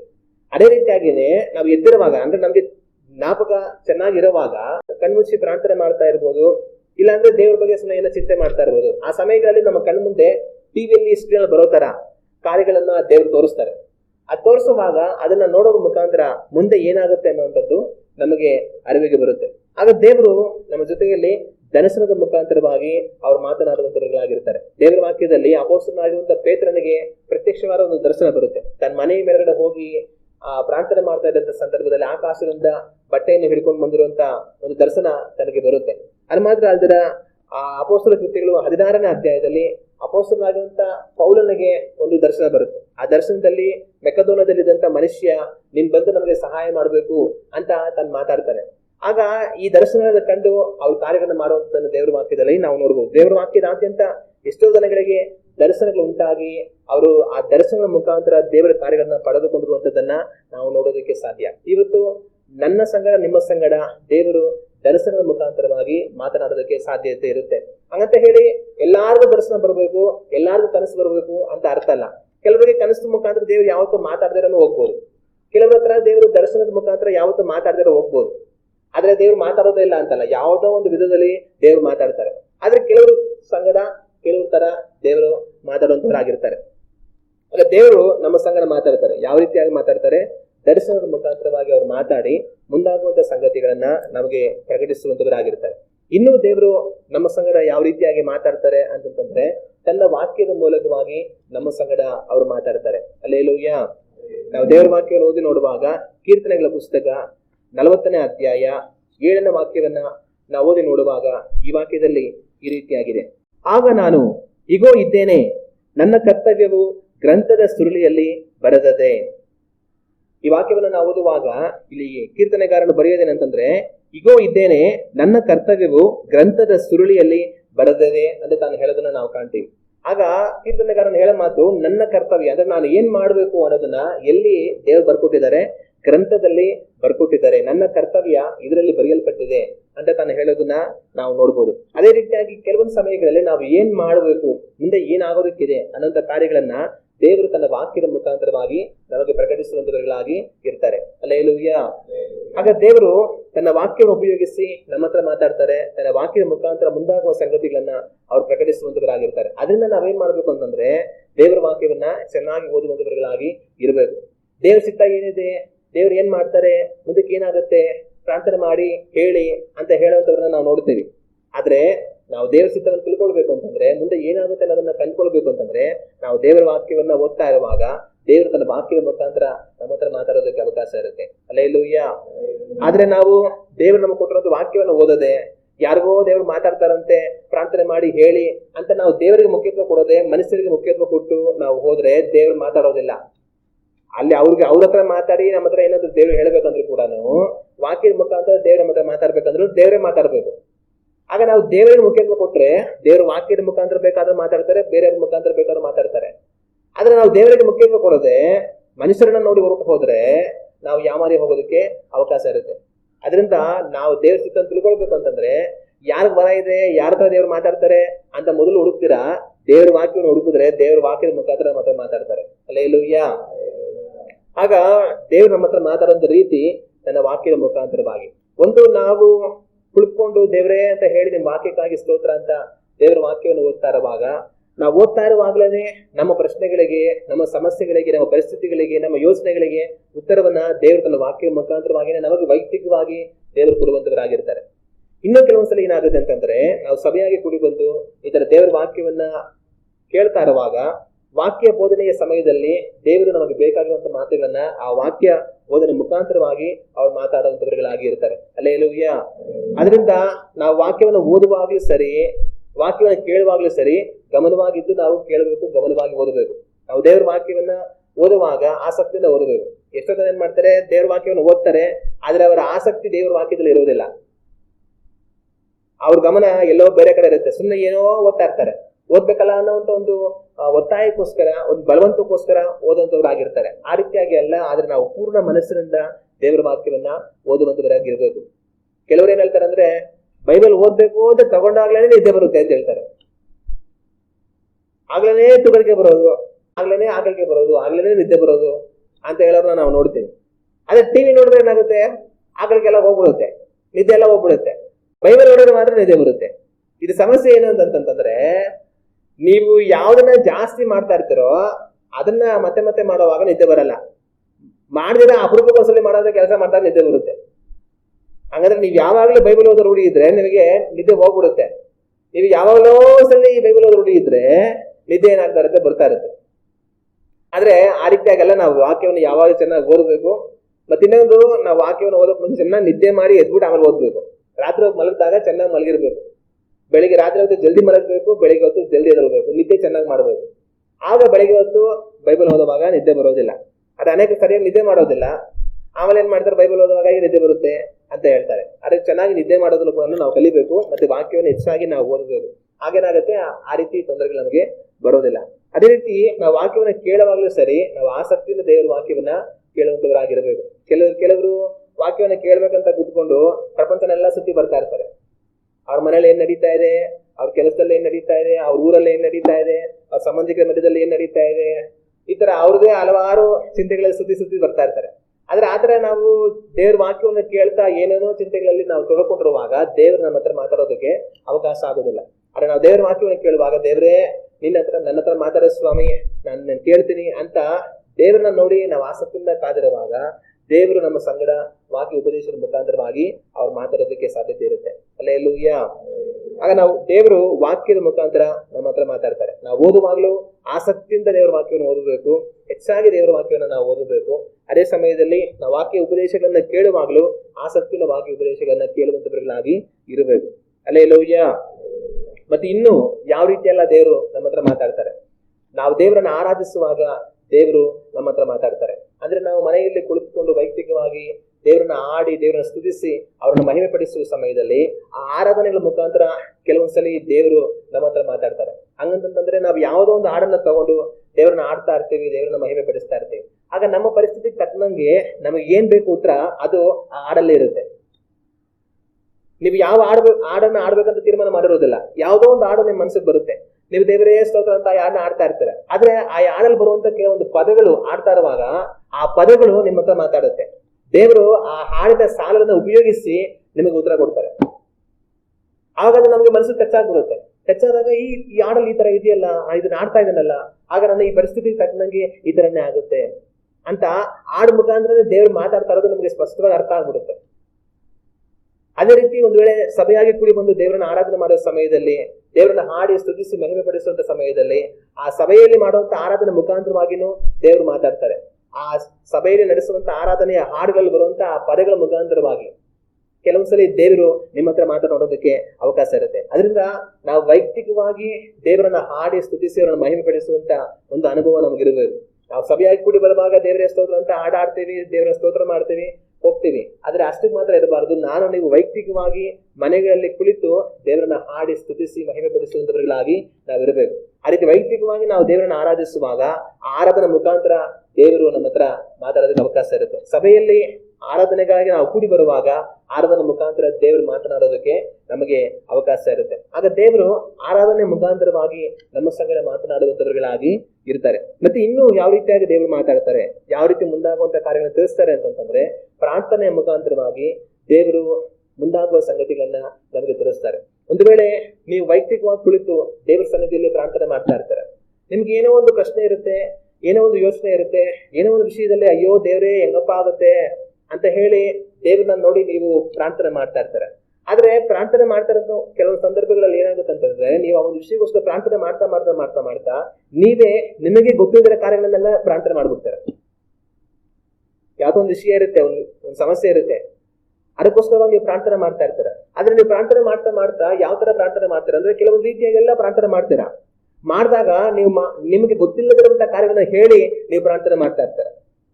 ಆಗ ನೀವು ಮಾಡುವಂತ ಪ್ರಾರ್ಥನೆ ಬಗ್ಗೆ ನಿಮ್ಗೇನೆ ಯೋಚನೆ ಆಗುತ್ತೆ, ಅಯ್ಯೋ ನಾನು ಏನ್ ಈ ತರ ಎಲ್ಲ ಹೇಳಿ ಪ್ರಾರ್ಥನೆ ಮಾಡ್ತಾ ಇದ್ದೀನಲ್ಲ ಅಂತ ನಿಮ್ಗೆ ಆಶ್ಚರ್ಯ ಆಗುತ್ತೆ. ನೀವು ಮಾಡ್ತಾರಂತ ಆ ಪ್ರಾರ್ಥನೆಯಲ್ಲೇ ನಿಮ್ಮ ಸಮಸ್ಯೆಗೆ ಉತ್ತರ ಇರುತ್ತೆ. ಅಂದ್ರೆ ಆ ಸಮಯದಲ್ಲಿ ನೀವು ಆ ರೀತಿ ಪ್ರಾರ್ಥನೆ ಮಾಡುವಂಥದ್ದು ನಿಮ್ಮ ಒಂದು ಸ್ವಂತ ಯೋಚನೆಯಿಂದ ಅಲ್ಲ, ಆದ್ರೆ ದೇವರಾತ್ಮರು ಮುಂದೆ ಆಗೋದಕ್ಕೆ ಏನಾಗೋದಕ್ಕಿದೆ ಅನ್ನೋದನ್ನ ನಿಮಗೆ ಪ್ರೇರೇಪಿಸಿ ಆ ಪ್ರೇರೇಪಣೆಗೋಸ್ಕರವಾಗಿ ಪ್ರಾರ್ಥನೆ ಮಾಡೋ ಹಾಗೆ ಮಾಡಿ ಅದ್ರ ಮುಖಾಂತರವಾಗಿ ಮುಂದೆ ಏನಾಗುತ್ತೆ ಅನ್ನೋ ಕಾರ್ಯವನ್ನ ದೇವರೇ ನಮಗೆ ತಿಳಿಸುವಂತವರಾಗಿ ಇರ್ತಾರೆ. ಆಗ ನಾವು ಪ್ರಾರ್ಥನೆ ಮಾಡ್ತಾ ಇರುವಂತ ಸಮಯಗಳಲ್ಲಿ ದೇವರೇನ್ ಮಾಡ್ತಾರೆ, ಆ ಪ್ರಾರ್ಥನೆ ಮುಖಾಂತರವಾಗಿನೇ ನಮಗೆ ಉತ್ತರ ಕೊಡ್ತಾರೆ. ನಮಗೆ ಗೊತ್ತಿಲ್ಲದಿರುವಂತಹ ಕಾರ್ಯಗಳಿಗಾಗಿ ನಾವು ಪ್ರಾರ್ಥನೆ ಮಾಡ್ತೀವಿ, ಗೊತ್ತಿಲ್ಲದಿರುವಂತಹ ಕಾರ್ಯವನ್ನು ಹೇಳಿ ನಾವು ಪ್ರಾರ್ಥನೆ ಮಾಡ್ತೀವಿ. ಅದು ದೇವರಿಂದ ಆಗುವಂತ ಕಾರ್ಯ. ಆಗ ನಾನೇನು ಈ ತರ ಎಲ್ಲ ಪ್ರಾರ್ಥನೆ ಮಾಡ್ತಾ ಇದ್ದೀನಿ ಅಂತ ನಮ್ಗೆ ಅನ್ಸುತ್ತೆ. ಆದ್ರೆ ಅದರಲ್ಲೇನೆ ನಮಗೆ ಬೇಕಾಗಿರುವಂತ ಉತ್ತರ ಇರುತ್ತೆ. ಹಲ್ಲೆಲೂಯಾ. ಆಗ ದೇವರ ಪ್ರಾರ್ಥನೆ ಮುಖಾಂತರವಾಗಿ ನಮ್ಮ ಹತ್ರ ಮಾತಾಡ್ತಾರೆ. ಅದನ್ನ ನಾವೇನ್ ಮಾಡ್ಬೇಕು ಅಂತಂದ್ರೆ, ನಾನು ನೀವು ವೈಯಕ್ತಿಕವಾಗಿ ದೇವರ ಸ್ಥಳದಲ್ಲಿ ಕುಳಿತು ಹೆಚ್ಚಾಗಿ ಪ್ರಾರ್ಥನೆ ಮಾಡುವಂತದ್ದಾಗಿರ್ಬೇಕು. ನಾವು ದೇವ್ರು ಏನ್ ಹೇಳ್ತಾರೆ, ದೇವ್ರ ಮುಂದೆ ಏನ್ ಮಾಡ್ತಾರೆ, ಏನಾಗುತ್ತೆ, ಯಾರಾದ್ರೂ ಪ್ರವಾದನೆ ಹೇಳ್ತಾರ, ಯಾರಾದ್ರೂ ದೇವ್ರ ಹತ್ರ ಮಾತಾಡಿ ಹೇಳ್ತಾರ ಅಂತ ಹುಡುಕಿ ಹೋಗೋದಕ್ಕಿಂತ ನಾನು ನೀವು ದೇವ್ರ ಹತ್ರಕ್ಕೆ ಹೋದ್ರೆ ದೇವ್ರ ಉತ್ತರ ನಮ್ಮ ಹತ್ರ ಬರುತ್ತೆ. ಹಲ್ಲೆಲೂಯಾ. ಆದ್ರೆ ಅನೇಕರು ಏನ್ ಮಾಡ್ತಾರೆ, ದೇವ್ರ ಉತ್ತರವನ್ನ ಬಯಸಿ ಇವರೆಲ್ಲ ಸುತ್ತಾಡ್ತಾರೆ, ದೇವ್ರ ಹತ್ರಕ್ಕೆ ಹೋಗೋದಿಲ್ಲ. ಆದ್ರೆ ನಾವು ದೇವರ ಉತ್ತರಕ್ಕೋಸ್ಕರವಾಗಿ ದೇವ್ರ ಹತ್ರಕ್ಕೆ ಹೋದ್ರೆ ಉತ್ತರ ಎಲ್ಲಿಂದ ಬೇಕಾದ್ರೆ ನಮ್ಮ ಹತ್ರ ಬರುತ್ತೆ. ಹಲ್ಲೆಲೂಯಾ. ಅದರಿಂದ ನಾವೇನ್ ಮಾಡ್ಬೇಕಂದ್ರೆ, ನಾನು ನೀವು ಪ್ರಾರ್ಥನೆ ಮಾಡುವಂತ ಒಂದು ಅನುಭವ ನಮಗೆ ಹೆಚ್ಚಾಗಿರ್ಬೇಕು. ನಾವು ಪ್ರತಿನಿತ್ಯ ದೇವರನ್ನ ನೋಡಿ ಪ್ರಾರ್ಥನೆ ಮಾಡುವಂತವர்களಾಗಿರಬೇಕು. ಆಗ ಪ್ರತಿನಿತ್ಯ ನಾವು ದೇವರ ಸನ್ನಿಧಿಯಲ್ಲಿ ಪ್ರಾರ್ಥನೆ ಮಾಡುವಂತವர்களಾಗಿರುವಾಗ ನಮಗೆ ಬೇಕಾದ ಉತ್ತರವನ್ನ ತಕ್ಕ ಸಮಯದಲ್ಲಿ ಯಾವ ರೀತಿ ನಮಗೆ ತಲುಪಿಸ್ಬೇಕು ಆ ರೀತಿಯಾಗಿ ದೇವರು ತಲುಪಿಸುವಂತವರಾಗಿ ಇರ್ತಾರೆ. ಹಲ್ಲೆಲೂಯಾ. ಅದರಿಂದ ತಪ್ಪದೆ ಪ್ರತಿದಿನ ದೇವರನ್ನ ನೋಡಿ ಪ್ರಾರ್ಥನೆ ಮಾಡುವಂತವರಾಗಿರಿ. ಆಗ ನೀವು ವೈಯಕ್ತಿಕವಾಗಿ ಪ್ರಾರ್ಥನೆ ಮಾಡುವಾಗ ದೇವರು ಆ ಪ್ರಾರ್ಥನೆ ಮುಖಾಂತರವಾಗಿನೇ ನಿಮ್ಮ ಹತ್ರ ಮಾತಾಡಬಹುದು. ಇಲ್ಲ ಕೆಲವರೆಲ್ಲಾಗಿ ಸೇರಿ ಈ ರೀತಿ ಸಭೆಯಾಗಿ ಕೂಡಿ ಬಂದು ದೇವರನ್ನ ನೋಡಿ ಪ್ರಾರ್ಥನೆ ಮಾಡ್ತಾ ಇರುವಂತ ಸಮಯದಲ್ಲಿ ಯಾರೋ ಒಬ್ರು ಪ್ರಾರ್ಥನೆ ಮಾಡುವಂತ ಏನೋ ಒಂದು ವಿಷಯಕ್ಕೋಸ್ಕರ ಪ್ರಾರ್ಥನೆ ಮಾಡೋ ಸಮಯದಲ್ಲಿ ಅದ್ರ ಮುಖಾಂತರ ದೇವರ ಮಾತ್ರ ಮಾತಾಡ್ಬೋದು. ಯಾರೋ ಒಬ್ರು ಪ್ರಾರ್ಥನೆ ಮಾಡ್ತಾ ಇರ್ತಾರೆ, ಏನೋ ಒಂದು ವಿಷಯಕ್ಕೆ ಪ್ರಾರ್ಥನೆ ಮಾಡ್ತಾ ಇರ್ತಾರೆ. ಆದ್ರೆ ಅವ್ರು ಯಾವ ತರ ಪ್ರಾರ್ಥನೆ ಮಾಡ್ತಾ ಇರ್ತಾರೆ ಅಂತಂದ್ರೆ, ನಮ್ಮ ಹತ್ರ ಅವ್ರು ಮಾತಾಡ್ತಾ ಇದಾರೆ ಅನ್ನೋ ತರ ಪ್ರಾರ್ಥನೆ ಮಾಡ್ತಾ ಇರ್ತಾರೆ. ಅವ್ರು ಹೇಳಿ ಹೇಳಿ ಮಾಡುವಂತ ಪ್ರಾರ್ಥನೆ ನಮ್ಮ ಹತ್ರ ನೇರವಾಗಿ ಮಾತಾಡ್ದಂಗೆ ಇರುತ್ತೆ. ಅವ್ರಿಗೆ ಗೊತ್ತಿರೋದಿಲ್ಲ, ಅವ್ರ ಮನಸ್ಸಿಗೆ ಬಂದಿದ್ದನ್ನ ಹೇಳಿ ಪ್ರಾರ್ಥನೆ ಮಾಡ್ತಾ ಇರ್ತಾರೆ. ಆದ್ರೆ ನಮಗೆ ಅದು ಹೆಂಗಿರುತ್ತೆ ಅಂತಂದ್ರೆ, ನನ್ನ ಪ್ರಶ್ನೆಗೆ ಅಲ್ಲಿಂದ ಉತ್ತರ ಬರ್ತಾ ಇದೆ ಅನ್ನೋ ತರ ನಮ್ಗೆ ಅನುಭವ ಇರುತ್ತೆ. ಆಗ ಅದರಿಂದ ನಾವು ಒಟ್ಟಾಗಿ ಕೂಡಿ ಬಂದು ಪ್ರಾರ್ಥನೆ ಮಾಡೋದ್ರಲ್ಲಿ ಆಸಕ್ತಿ ಉಳ್ಳವರಾಗಿರಬೇಕು. ದೇವರು ಎಲ್ಲಿ ಬೇಕಾದ್ರೂ ಯಾವ ರೀತಿ ಬೇಕಾದ್ರೂ ನಮ್ಮ ಹತ್ರ ಅವ್ರು ಮಾತಾಡ್ಬೋದು. ಹಲ್ಲೆಲೂಯಾ. ಮತ್ತೆ ಇನ್ನು ದೇವರು ಯಾವ ರೀತಿ ಮಾತಾಡ್ತಾರೆ, ಇನ್ನು ದೇವರು ಯಾವ ರೀತಿ ಮಾತಾಡ್ತಾರೆ ಅಂತಂದ್ರೆ, ಬೇರೆಯವ್ರ ಮುಖಾಂತರ ನಮ್ಮ ಹತ್ರ ಮಾತಾಡ್ತಾರೆ. ಬೇರೆಯವ್ರ ಮುಖಾಂತರ ಅಂತಂದ್ರೆ ನಮ್ಮ ಒಂದು ಪರಿಸ್ಥಿತಿನ, ನಮ್ಮ ಒಂದು ಯೋಚನೆನ, ನಮಗಿರುವಂತ ಏನೋ ಒಂದು ಕಾರ್ಯವನ್ನ ನಾವು ಸುಮ್ಮನೆ ಇನ್ನೊಬ್ಬರ ಹತ್ರ ಹಂಚ್ಕೊಳ್ಳುವಾಗ ಅವ್ರ ಮುಖಾಂತರವಾಗಿ ಆಲೋಚನೆಯಾಗಿ ದೇವರು ನಮ್ಮ ಹತ್ರ ಮಾತಾಡ್ತಾರೆ. ಒಂದ್ರೆ ನಮ್ಮ ಸ್ನೇಹಿತರಿರ್ಬೋದು, ಸಭೆಯಲ್ಲಿರುವಂತ ಬೇರೆ ಒಂದು ವಿಶ್ವಾಸಿ ಇರ್ಬೋದು, ಅಥವಾ ಒಂದು ಸೇವಕರೇ ಇರ್ಬೋದು, ಅಥವಾ ನಮ್ಮ ಸಂಬಂಧಿಕರು ಇರ್ಬೋದು, ನಮಗೆ ಪರಿಚಯ ಇರುವಂತವ್ರು ಇರ್ಬೋದು, ಯಾರೋ ಒಬ್ಬರು ವ್ಯಕ್ತಿ ಇರ್ಬೋದು. ನಮಗಿರುವಂತ ಏನೋ ಒಂದು ಪರಿಸ್ಥಿತಿನ ನಾವು ಅವ್ರ ಹತ್ರ ಹೇಳ್ತಾ ಇರ್ತೇವೆ, ಈ ತರ ಎಲ್ಲ ಇದೆ, ಏನ್ ಮಾಡ್ಬೇಕಂತಾನೆ ನಮ್ಗೆ ಗೊತ್ತಾಗ್ತಾ ಇಲ್ಲ, ಏನ್ ಮಾಡ್ಬೋದು, ನಾವು ಯೋಚನೆ ಮಾಡ್ತಾ ಇದೀವಿ, ದೇವರೇ ನಿನ್ ಚಿತ್ತ ಏನಿದೆಯಪ್ಪ ಅಂತ ಅದ್ರ ತರ ನಡೆಸಪ್ಪ ಅಂತ ಪ್ರಾರ್ಥನೆ ಮಾಡ್ತಾ ಇದೀವಿ ಅಂತ ಸಹಜವಾಗಿ ಮಾತಾಡ್ತಾ ಇರ್ತೇವೆ. ಸೊ ನೀವು ಪ್ರೇಯರ್ ಮಾಡಿ ಈ ಕಾರ್ಯಕ್ಕೋಸ್ಕರ ದೇವ್ರು ಸಹಾಯ ಮಾಡ್ಲಿ ಅಂತೆಲ್ಲ ಸಹಜವಾಗಿ ನಮ್ಮ ಭಾರವನ್ನ ಇನ್ನೊಬ್ಬರ ಹತ್ರ ನಾವು ಅನ್ಸ್ಕೊಳ್ತಾ ಇರ್ತೇವೆ. ಆದ್ರೆ ಆ ಸಮಯದಲ್ಲಿ ದೇವ್ರು ಏನ್ ಮಾಡ್ತಾರೆ, ಅವರನ್ನು ಉಪಯೋಗಿಸಿ ನಮ್ಮ ಹತ್ರ ಮಾತಾಡ್ತಾರೆ. ನಮಗೆ ಅದುವರೆಗೂ ಆ ಯೋಚನೆ ಬಂದಿರಲ್ಲ, ಈ ತರ ನಾವು ಯೋಚನೆ ಮಾಡಿರೋದಿಲ್ಲ. ಅಂತ ಒಂದು ಕಾರ್ಯವನ್ನ ಅವರನ್ನ ಪ್ರೇರೇಪಿಸಿ ನಮ್ಮ ಹತ್ರ ಅವರು ಮಾತಾಡೋ ಹಾಗೆ ದೇವರು ಕ್ರಿಯೆ ಮಾಡ್ತಾರೆ. ಆದ್ರೆ ಅವ್ರು ಮಾತಾಡಿ ನಮ್ಮ ಹತ್ರ ಹೇಳುವಾಗ ನಮ್ಗೆ ಆಶ್ಚರ್ಯ ಆಗತ್ತೆ, ಅಯ್ಯ ಹೌದಲ್ಲ, ಹಿಂಗೂ ಮಾಡ್ಬೋದಲ್ವಾ, ನಾವು ಯೋಚನೆ ಮಾಡಿರ್ಲಿಲ್ಲ, ನೀವೇನೇ ತುಂಬಾ ಒಳ್ಳೇದಾಯ್ತು, ಸರಿ ಈ ತರ ಮಾಡೋಣ ಅಂತ ನಾವು ಹೋಗಿ ಮಾಡುವಾಗ ಅದು ಹಾಗೆ ಆಗುತ್ತೆ. ಆಗ ಅವರಿಗೆ ಬಂದಂತ ಆಲೋಚನೆ ಅದು ಅವರಿಗೆ ಬಂದದಲ್ಲ, ದೇವರು ಅವರನ್ನ ಪ್ರೇರೇಪಿಸಿ ಅವ್ರ ಮುಖಾಂತರ ನಮಗೆ ಕೊಡಿಸುವಂತ ಒಂದು ಆಲೋಚನೆ. ಆಗ ದೇವರೇನ್ ಮಾಡ್ತಾರೆ ಅಂತಂದ್ರೆ, ನಮ್ಮ ಹತ್ರ ಬೇರೆಯವರನ್ನ ಉಪಯೋಗಿಸಿ ಮಾತಾಡ್ತಾರೆ. ಸಹಜವಾಗಿ ನಮ್ಮ ಒಂದು ಭಾರವನ್ನ ಇನ್ನೊಬ್ಬರ ಹತ್ರ ನಾವು ಹಂಚಿಕೊಳ್ಳುವಾಗ ಅವರನ್ನು ಉಪಯೋಗಿಸಿ ದೇವರು ನಮ್ಮ ಹತ್ರ ಮಾತಾಡುವಂತವರಾಗಿರ್ತಾರೆ. ಅದಕ್ಕೆ ದೇವರ ವಾಕ್ಯ ಹೇಳುತ್ತೆ, ನೀವು ಒಬ್ಬರ ಭಾರವನ್ನೊಬ್ಬರು ಹಂಚಿಕೊಳ್ಳಿರಿ, ಒಬ್ಬರ ಭಾರವನ್ನೊಬ್ಬರು ಹೊತ್ತುಕೊಳ್ಳಿರಿ ಎಂಬುದಾಗಿ ಹೇಳಿ. ಅದರಿಂದ ನಾವೇನಷ್ಟು ಮಾಡಬಾರದು, ನಾನೇ ಬುದ್ಧಿವಂತ, ನನಗೆ ಎಲ್ಲ ಗೊತ್ತು ಅಂತ ನಾವು ಅನ್ಕೊಳ್ಬಾರದು. ನಾವೇನ್ ಮಾಡ್ಬೇಕು, ನಮ್ಮ ಭಾರವನ್ನ ಇನ್ನೊಬ್ಬರ ಹತ್ರ ಹಂಚಿಕೊಳ್ಳುವಂತವರಾಗಿ ಇರಬೇಕು. ನಮ್ಮ ಕರ್ತನಾದ ಯೇಸು ಕ್ರಿಸ್ತನನ್ನು ನೋಡುವಾಗ ಅವರೇ ಶಿಷ್ಯಂದ್ರನ್ನ ನೋಡಿ ಹೇಳ್ತಾರೆ, ನನ್ನ ಜೊತೆ ಒಂದ್ ಸ್ವಲ್ಪ ಸಮಯ ಇದು ಪ್ರೇಯರ್ ಮಾಡಿ ಅಂತಂದ್ಬಿಟ್ಟು. ಆಗ ನಾವೇನ್ ಮಾಡ್ಬೇಕಂತಂದ್ರೆ, ನಮ್ಮ ಭಾರವನ್ನ ಇನ್ನೊಬ್ಬರ ಹತ್ರ ಹಂಚಿಕೊಳ್ಳುವಂತವರಾಗಿರಬೇಕು. ಆಗ ಇನ್ನೊಬ್ಬರ ಮುಖಾಂತರ ದೇವರು ನಮ್ಮ ಸಂಗಡ ಮಾತನಾಡೋದಕ್ಕೆ ಅವಕಾಶ ಇರುತ್ತೆ. ಎಲ್ಲ ನನಗೆ ಗೊತ್ತು, ನಾನೇ ಮಾಡ್ತೀನಿ ಅಂತ ಅನ್ಕೊಳ್ಬಾರದು. ಕೆಲವೊಂದ್ಸಲ ದೇವರು ನಮಗೆ ತೋರಿಸುವಂತ, ನಮಗೆ ಯಾರ ಹತ್ರ ನಾವು ಹೇಳ್ಬೋದು, ಯಾರ ಹತ್ರ ಕೇಳ್ಬೋದು ಅಂತ ದೇವ್ರು ನಮಗೆ ಯಾರನ್ನ ತೋರಿಸ್ಕೊಡ್ತಾರೋ ಅವ್ರ ಹತ್ರ ಹೇಳುವಾಗ ದೇವ್ರು ಅವ್ರ ಮುಖಾಂತರ ನಮಗೆ ಬೇಕಾದ ಆಲೋಚನೆಗಳನ್ನ ಕೊಡುವುದಕ್ಕೆ ಸಾಧ್ಯತೆ ಇರುತ್ತೆ. ಹಲ್ಲೆಲೂಯಾ. ದೇವರ ವಾಕ್ಯದಲ್ಲಿ ಮೋಶೆ ಏನ್ ಮಾಡ್ತಾನೆ, ಇಸ್ರಾಯೇಲ್ ಜನಗಳನ್ನೆಲ್ಲ ನಿಲ್ಲಿಸ್ಬಿಟ್ಟು ಬೆಳಗಿನಿಂದ ಸಾಯಂಕಾಲ ಗಂಟ ಅವ್ರಿಗೆ ರಾಜ್ಯವನ್ನ ತೀರಿಸ್ತಾ ಇರ್ತಾರೆ. ಅವ್ರ ಮಾವ ನೋಡ್ತಾರೆ, ನೋಡ್ಬಿಟ್ಟು ಬೆಳಗಿನಿಂದ ಸಾಯಂಕಾಲ ಗಂಟೆ ನೀನ್ ಕುತ್ಕೊಂಡು ಈ ತರ ಅವ್ರಿಗೆ ನ್ಯಾಯ ತೀರಿಸ್ಕೊಂಡು ದಿನ ಎಲ್ಲ ಹಿಂಗೆ ಇದ್ರೆ ನಿನಗೂ ಕಷ್ಟ, ನಿನ್ ಜನಗಳಿಗೂ ಕಷ್ಟ. ಒಂದ್ ಕೆಲಸ ಮಾಡು, ಸ್ವಲ್ಪ ಸ್ವಲ್ಪ ಜನಗಳಾಗಿ ವಿಂಗಡಿಸಿ ಸ್ವಲ್ಪ ಸ್ವಲ್ಪ ಜನಗಳನ್ನ ಅವ್ರ ಮೇಲೆ ಅಧಿಕಾರಿಯಾಗಿ ನೇಮಿಸ್ಬಿಡು, ಸಣ್ಣ ಸಣ್ಣ ವಿಷಯಗಳೆಲ್ಲ ಅವರೇ ತಿಳಿಸ್ಕೊಳ್ಳಿ, ದೊಡ್ಡ ವಿಷಯಗಳಿದ್ರೆ ನಿನ್ನ ಹತ್ರ ಬರ್ಲಿ ಅಂತ ಹೇಳ್ತಾರೆ. ಆಗ ಮೋಶೆ ಏನ್ ಮಾಡ್ತಾನೆ, ಆ ಆಲೋಚನೆಯಂತೆ ಹಾಗೆ ಮಾಡ್ತಾರೆ. ಅದು ತನ್ನ ಜನಗಳಿಗೂ ಕೂಡ ಸಲೀಸಾಗಿರುತ್ತೆ, ಮೋಸೆಗೆ ಕೂಡ ಸಲೀಸಾಗಿರುತ್ತೆ. ಆದ್ರೆ ಮೋಸೆ ತನ್ನ ಮಾವನೂರೇ, ಏನಯ್ಯ ಮಾವ, ನನ್ನ ಇಷ್ಟ, ನಾನು ಹೆಂಗ್ ಬೇಕಾದ್ರೆ ಮಾತಾಡ್ತೀನಿ, ದೇವ್ರನ್ನ ಅಂದ್ರೆ ಮುಖಾಮುಖಿಯಾಗಿ ಮಾತಾಡ್ತಾರೆ, ನನಗೆ ಮಾಡ್ಬೇಕಾದ್ರೆ ದೇವ್ರು ಹೇಳ್ತಾರೆ, ನೀನೇನ್ ಹೇಳೋದು, ಬಂದಿದೆ ಊಟ ಮಾಡ್ಕೊಂಡು ಊರ್ಗೋಗು ಅಂತ ಮೋಸೆ ಅವ್ರ ಮಾವನ್ಗೆ ಅನ್ಲಿಲ್ಲ. ಅವ್ರ ಮಾವ ಹೇಳಿ ಸರಿನೇ, ಇದು ದೇವರ ಆಲೋಚನೆನೇ ಆಗಿದೆ, ನನಗೂ ಒಳ್ಳೇದು ಜನಗಳಿಗೂ ಒಳ್ಳೇದು ಅಂತ ಆಲೋಚನೆ ತಗೊಂಡು ಅದರಂತೆ ತಾನು ಮಾಡ್ತಾನೆ. ಆಗ ದೇವರು ಯಾರ ಮುಖಾಂತರ ಬೇಕಾದ್ರೂ ನಮ್ಮ ಹತ್ರ ಮಾತಾಡಿ ನಾವು ಬೇಕಾಗಿರುವಂತ ಆಲೋಚನೆಗಳನ್ನ ಹೇಳುವಂತವರಾಗಿ ಇರಬಹುದು. ಅದನ್ನ ಗಮನಿಸುವಂತ ಒಂದು ತಿಳುವಳಿಕೆ ನನಗೆ ನಿಮಗೆ ಬೇಕು. ಆಗ ಬೇರೆಯವ್ರ ಮುಖಾಂತರ ದೇವರೇನ್ ಮಾಡ್ತಾರೆ, ನಮ್ಮ ಹತ್ರ ಮಾತಾಡ್ತಾರೆ. ಅದು ಮಾತ್ರ ಅಲ್ಲದೆ ಕೆಲವೊಂದ್ಸಲಿ ದೇವರೇನ್ ಮಾಡ್ತಾರೆ, ಇಷ್ಟೆಲ್ಲಾ ರೀತಿಯಲ್ಲಿ ನಮ್ಮ ಹತ್ರ ದೇವ್ರು ಮಾತಾಡೋದಕ್ಕೆ ಪ್ರಯತ್ನ ಮಾಡಿದಾಗ್ಲೂ ನಮ್ಗೆ ಗೊತ್ತಾಗಿಲ್ಲ ಅಂತಂದ್ರೆ ಆಗ ದೇವ್ರೇನ್ ಮಾಡ್ತಾರೆ, ಪ್ರವಾದನೆಯನ್ನು ಉಪಯೋಗಿಸಿ ನಮ್ಮ ಹತ್ರ ಮಾತಾಡ್ತಾರೆ. ಹಂಗಂದ್ರೆ ಯಾರಿಗೋ ಒಬ್ಬರಿಗೆ ಒಂದು ಪ್ರವಾದನ ವರ ಇರುತ್ತೆ, ಅವ್ರು ಪ್ರಾರ್ಥನೆ ಮಾಡುವಾಗ ಅವ್ರ ಮುಖಾಂತರ ಸ್ಪಷ್ಟವಾಗಿ ದೇವರನ್ನ ಮಾತಾಡ್ತಾರೆ, ಪ್ರವಾದನೆಯ ರೀತಿಯಲ್ಲಿ ನಮ್ಮ ಹತ್ರ ಮಾತಾಡ್ತಾರೆ. ಈ ತರ ಒಂದು ಸಂಗತಿ ಇದೆ, ನೀವು ಈ ತರ ಪ್ರಾರ್ಥನೆ ಮಾಡ್ತಾ ಇದ್ದೀರಾ, ಈ ತರ ಒಂದು ಯೋಚನೆಯಲ್ಲಿ ಇದ್ದೀರಾ, ಭಯಪಡಬೇಡಿ, ಮುಂದಕ್ಕೆ ಈ ರೀತಿ ನಾನು ಮಾಡ್ತೇನೆ, ನಾನು ನಿಮ್ಮನ್ನು ಆರಿಸ್ಕೊಂಡಿರುವಂತ ಉದ್ದೇಶ ಇದು ಅಂತ ತಮ್ಮ ಉದ್ದೇಶಗಳೇನಿದೆ ಅದನ್ನ ದೇವರು ಪ್ರವಾದನೆಯಾಗಿ ಬೇರೆಯವ್ರ ಮುಖಾಂತರ ನಮ್ಮ ಹತ್ರ ಮಾತಾಡುವಂತವರಾಗಿ ಇರ್ತಾರೆ. ಇನ್ನೂ ಮೀರಿ ಕೆಲವು ಸಮಯಗಳಲ್ಲಿ ದೇವ್ರು ಏನ್ ಮಾಡ್ಬೋದು ಅಂತಂದ್ರೆ ಪ್ರತ್ಯಕ್ಷವಾಗಿ ನಮ್ಮ ಹತ್ರನೇ ಮಾತಾಡ್ಬೋದು. ನಾವು ಪ್ರಾರ್ಥನೆ ಮಾಡ್ತಾ ಇದ್ದಾಗ, ಇಲ್ಲ ಸುಮ್ಮನೆ ಇದ್ದಾಗ, ಯಾವುದೋ ಒಂದು ಸಂದರ್ಭದಲ್ಲಿ ದೇವರು ನಮ್ಮ ಕಿವಿಗಳನ್ನು ತೆರೆದು ಸ್ಪಷ್ಟವಾಗಿ ಅವರ ಧ್ವನಿ ನಮಗೆ ಕೇಳಿಸೋ ಹಾಗೆ ಮಾಡಿ, ಸಮುವೇಲನ ದೇವ್ರು ಕರೀತಾರೆ, ಸಮುವೇಲನೆ ಅಂತ. ಆತರ ದೇವ್ರು ನಮ್ಮನ್ನ ಪ್ರತ್ಯಕ್ಷವಾಗಿ ಕರೆದು ನಮಗೆ ಸಂಬಂಧಪಟ್ಟಂತ ಕಾರ್ಯಗಳನ್ನ ಮಾತಾಡಿ ಅವ್ರಿಗೆ ಹೇಳುವಂತ ಸಾಧ್ಯತೆ ಇರುತ್ತೆ. ಈ ರೀತಿ ದೇವರು ನಮ್ಮ ಹತ್ರ ಮಾತಾಡೋದಕ್ಕೆ ಎಷ್ಟೋ ದಾರಿಗಳಿದೆ. ದೇವರು ಮುಂದಾಗುವಂತ ಸಂಗತಿಗಳನ್ನ ನಮ್ಗೆ ತಿಳಿಸ್ತಾರೆ. ಆದ್ರೆ ಯಾವ ತರ ತಿಳಿಸ್ತಾರೆ ಅದು ನಮ್ಗೆ ಗೊತ್ತಿರಬೇಕು. ದೇವರು ನಮ್ಮ ಹತ್ರ ಕಿವಿಗಳನ್ನ ತೆರೆದು ನೇರವಾಗಿ ಮಾತಾಡಲೇಬೇಕು ಅಂತಾನೆ ಇಲ್ಲ. ದೇವರು ನಮ್ಮ ಹತ್ರ ಮಾತಾಡೋ ರೀತಿ ಹಲವು ರೀತಿಯಾಗಿ ಇರುತ್ತೆ. ಹಾಗೆ ಯಾವ ರೀತಿಯೆಲ್ಲ ದೇವ್ರು ಮಾತಾಡ್ತಾರೆ ಅನ್ನೋದು ನಮ್ಗೆ ಗೊತ್ತಿರಬೇಕು. ದೇವ್ರು ಮಾತನಾಡುವಂತನ್ನ ಗ್ರಹಿಸುವಂತ ಒಂದು ಶಕ್ತಿ ನಮ್ಗಿರ್ಬೇಕು. ಅದು ಗ್ರಹಿಸಿಕೊಂಡು ಅದನ್ನ ನಾವು ಅನುಸರಿಸುವಂತಗಳಾಗಿ ಇರಬೇಕು. ಹಲ್ಲೆಲೂಯಾ. ಮತ್ತೆ ಇನ್ನೊಂದು ಮುಖ್ಯವಾದ ವಿಷಯ ಏನಂತಂದ್ರೆ, ದೇವರು ಮುಂದಾಗುವಂತ ಸಂಗತಿಗಳನ್ನ ತಿಳಿಸ್ತಾರೆ, ಆದ್ರೆ ಹಂಗನ್ಬಿಟ್ಟು ಎಲ್ಲಾ ಸಂಗತಿಗಳನ್ನ ತಿಳಿಸಲ್ಲ. ಇದು ನಮಗೆ ಚೆನ್ನಾಗಿ ಗೊತ್ತಿರಬೇಕು. ದೇವರು ಮುಂದಾಗುವಂತ ಸಂಗತಿಗಳನ್ನ ತಿಳಿಸ್ತಾರೆ, ಆದ್ರೆ ಎಲ್ಲವನ್ನ ದೇವರು ತಿಳಿಸಲ್ಲ. ನಾವು ಕೆಲವೊಂದ್ಸಲಿ ಕೆಲವೊಂದು ಕಾರ್ಯಗಳಲ್ಲಿ ದೇವರ ಮೇಲೆ ನಂಬಿಕೆಯಿಂದ ನಡಿಬೇಕಾಗಿರುತ್ತೆ. ಈಗ ಯೇಸು ಕ್ರಿಸ್ತನು ಪೇತ್ರ ಕೇಳ್ತಾನೆ, ಸ್ವಾಮಿ ನಾನು ಕೂಡ ನೀರ್ ಮೇಲೆ ನಡೆಯೋದಕ್ಕೆ ನನಗೆ ಶಕ್ತಿ ಕೊಡು ಅಂತ ಅಂದ್ಬಿಟ್ಟು. ಆಗ ಯೇಸು ಕ್ರಿಸ್ತನು, ನೀನು ಇಳಿದು ಬರ್ತೀಯಾ, 2 ಹೆಜ್ಜೆ ಇಡ್ತೀಯಾ, ಆಮೇಲೆ ಮುಳುಗೋಗ್ತೀಯಾ, ಆಮೇಲೆ ನಾನು ಎತ್ತೀನಿ ಇದೆಲ್ಲ ಹೇಳ್ತಾರ? ಏನು ಹೇಳೋದಿಲ್ಲ, ಸರಿ ಬಾ ಅಂತ ಹೇಳ್ತಾರೆ. ಅವನೇ ಮಾಡ್ತಾನೆ, 2 ಹೆಜ್ಜೆ ಬರ್ತಾನೆ, ಆಮೇಲೆ ಗಾಳಿಯನ್ನ ಅಲೆಗಳನ್ನ ಕಂಡು ಭಯಪಟ್ಟು ಮುಳುಗೋಗ್ಬಿಡ್ತಾನೆ. ಆಗ ಆತರ ದೇವ್ರ ಏನ್ ಮಾಡ್ತಾರೆ ಅಂತಂದ್ರೆ ಎಲ್ಲಾ ವಿಷಯಗಳನ್ನ ನಮಗೆ ಹೇಳ್ಬಿಡೋದಿಲ್ಲ. ದೇವರಿಗೆ ನಮಗೆ ಯಾವ ವಿಷಯ ಹೇಳಬೇಕು ಅಂತ ಅನ್ಸುತ್ತೋ ಅದನ್ನ ಮಾತ್ರ ಹೇಳ್ತಾರೆ. ನಮಗದು ಚೆನ್ನಾಗಿ ತಿಳಿದಿರ್ಬೇಕು. ನಾವೇ ನಿರೀಕ್ಷೆ ಮಾಡ್ತೀವಿ, ಎಲ್ಲಾ ದೇವ್ರು ಮಾತಾಡ್ಬೇಕು ನನ್ನ ಹತ್ರ, ಎಲ್ಲಾನು ಮೊದಲೇ ಹೇಳ್ಬಿಟ್ಟಿರ್ಬೇಕು ಅಂತ ಅನ್ಕೊಳ್ತೀವಿ. ಆತರ ದೇವ್ರು ಹೇಳೋದಿಲ್ಲ. ನಮಗೆ ಬೇಕಾದ ಕಾರ್ಯಗಳನ್ನ ಮಾತ್ರ ದೇವರು ಹೇಳುವಂತವರಾಗಿ ಇರ್ತಾರೆ. ಅದು ನಮಗೆ ಚೆನ್ನಾಗಿ ತಿಳಿದಿರಬೇಕು.